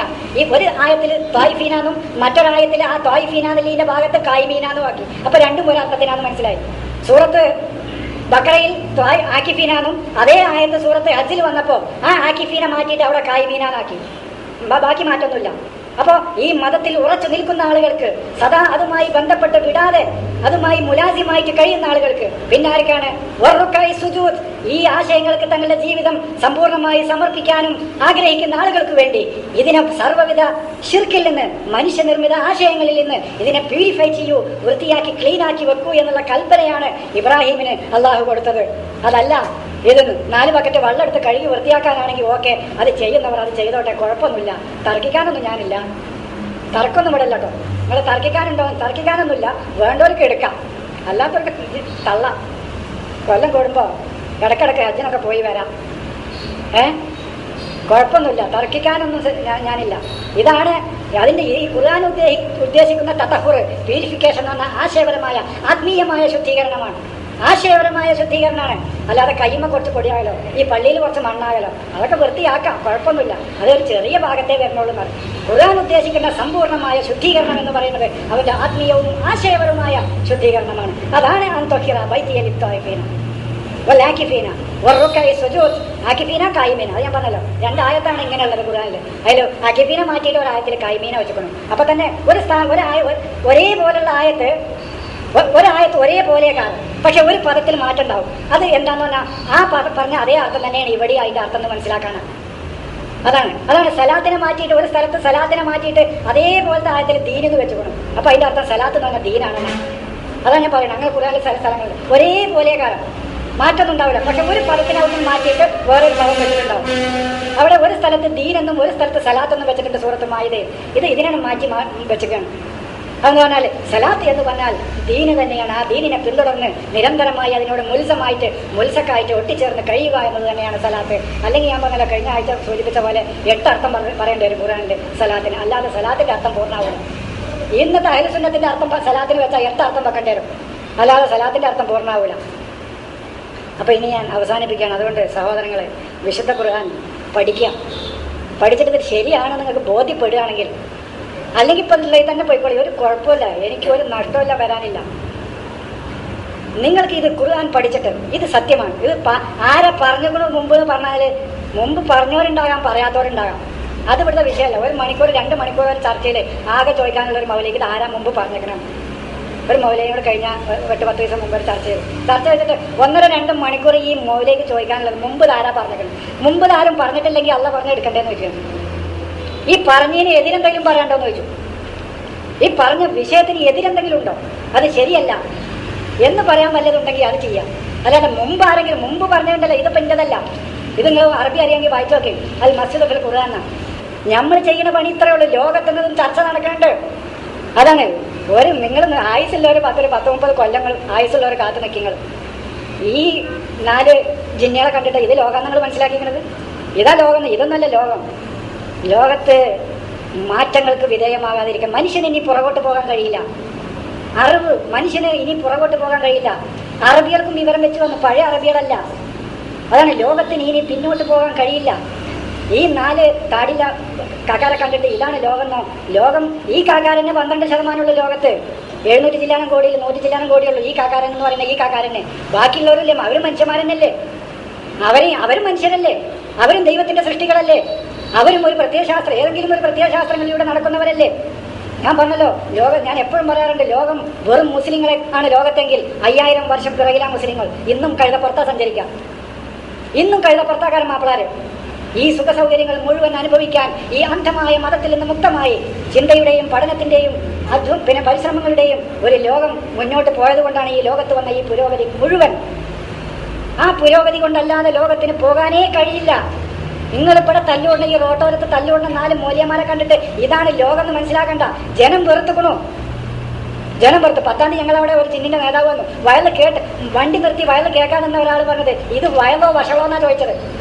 അവനൊരു മതവിശ്വാസിയാണ്. ഒരു 10 മിനിറ്റ് കേട്ടില്ല, ഇത് വയലോ വഷളോ എന്നാ ചോദിച്ചത്. വേറൊരു സാധാരണക്കാരൻ, ഞാൻ മുമ്പ് പറഞ്ഞു, വേറൊരു സാധാരണക്കാരൻ പറഞ്ഞു, കൂട്ടരെ സ്വർഗങ്ങൾ എടുത്തോളി, ഞങ്ങൾക്ക് ഇവിടെ ജീവിക്കാൻ ഒരു സ്വൈരം തരുമെന്നാണ്.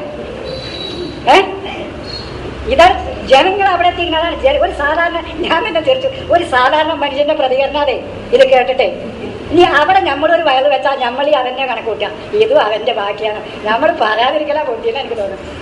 നമ്മൾ ഇങ്ങനെ പറഞ്ഞു കൊടുക്കുക ഇത്, അല്ലെങ്കിൽ നല്ലൊരു ഓഡിറ്റോറിയം വെച്ചിട്ട് മാന്യമായി ഖുർആൻ പഠിപ്പിച്ചു കൊടുക്കാം. ഇതാണ് ഖുർആൻ. അങ്ങനെ എന്തെങ്കിലും നോക്കാം. ഈ 6 വയൽ നടക്കണ്ട്, 7ാമത്തെ നമ്മളി അവിടെ വെച്ചാല് ഇപ്പൊ ഈ 10-ാം തീയതി നടന്ന വയലിൽ എങ്ങനെ പരാമർശിച്ചു. അപ്പൊ കുറെ ആളുകൾ നമ്മളെ സുഹൃത്തുക്കളിൽ 10 രൂപ നമുക്ക് ഇവിടെ ഒരു വയൽ വരും, ഇവിടെ നമുക്കൊരു വയൽ വേണ്ടാന്ന് പറഞ്ഞു. ഇവിടെ വയൽ പറയാതിരിക്കലാ പൊട്ടിയെന്ന് പറഞ്ഞു. അതാ പറയണത്. 6 വയൽ നടക്കണ്ട, 6 കണ്ണൂട്ട് കിടക്കണ്ട, അവിടെ നമ്മളെ കണ്ണൂട്ട് കൂടി കിടക്കട്ടെ പറഞ്ഞത്. പട്ടിനെ വിളിക്കുക, 6 ആൾ നിന്ന് പട്ടിനെ വിളിക്കുക, നമ്മളും അവിടെ നിന്നിട്ട് 7ാമത് പട്ടി നായെന്ന് പറഞ്ഞാൽ എന്താ പിന്നെ അതിന്? മാന്യമായി നമുക്ക് നമ്മുടെ സംസ്കാരം അവിടേക്ക് നമ്മൾ ഉയരണം. അതാ പറയണത്. ജനങ്ങൾ ജനചിന്തയാണത്. ജനം പിന്നെ എന്താ ഈ നിൽക്കണമെന്ന് പറഞ്ഞാൽ 2 കാര്യം പേടിച്ചിട്ടാ. ഒന്ന് കുട്ടിനെ കെട്ടിക്കണം, 2 മയ്യത്ത് റോട്ടിലിടരുതെന്ന് വിചാരിച്ചിട്ടാ ഈ 2 ഇത് 2 ഇപ്പോൾ ഏകദേശം പരിഹരിച്ചു വരുന്നുണ്ട് സർക്കാരുകൾ. ഒരു മുസ്ലിം പേരുള്ള ഒരാളുടെ മയ്യത്ത് അടുത്തുള്ള പള്ളിയിൽ മറയാതിരുന്ന സെക്രട്ടറിനോട് എഴുതി തരാൻ പറഞ്ഞാൽ മതി, ഓൻ ജയിലിൻ്റെ ഉള്ളിലാണ് പോകും. അത് പരിഹരിച്ചു. പിന്നെ കുട്ടിയുടെ കല്യാണം അതെങ്ങനെയെങ്കിലൊക്കെ നമുക്ക് നടത്താം. എന്നാലും ഈ ഖുർആൻ വിടാന്നൊക്കെ ഉണ്ടെങ്കിൽ അതാ ഞാൻ പറയുന്നത്.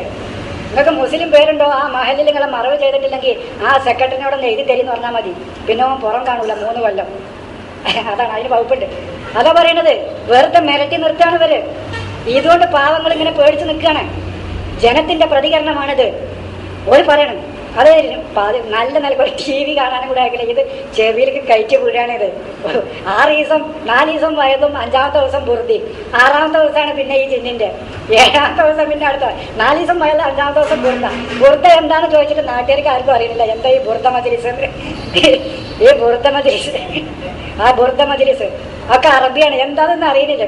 അതൊരു പദ്യമാണ്. നിങ്ങൾക്ക് കേൾക്കാനൊക്കെ നല്ല രസമുണ്ടാവും, നല്ല ഇമ്പുണ്ട്, നല്ല ഈണത്തിൽ പാടുകയാണെങ്കിൽ പോയിരുന്ന് കേട്ടോളൂ, കുഴപ്പമൊന്നുമില്ല എന്ന് പറഞ്ഞാൽ കേട്ട് വന്നിട്ട് പറഞ്ഞു. സംഗതി നിങ്ങൾ പറഞ്ഞത് ശരി തന്നെയാണ്, നല്ല പാട്ട് കേട്ടത്. അപ്പൊ ഇതാണ് 7ാമത്തെ. ഇനി അപ്പൊ ജനങ്ങൾ പ്രതികരിച്ചത് സ്വർഗങ്ങൾ എടുത്തോളും, ഞങ്ങൾക്ക് ഇവിടെ ജീവിക്കാനൊരു സ്വൈരം തന്നാല് എങ്ങനെയെങ്കിലും കഴിഞ്ഞുകൂടായിരുന്നു എന്നുള്ളതാണ്. അവിടേക്ക് എത്തിക്കുന്നു ജനങ്ങൾ ഈ മതം കൊണ്ട്.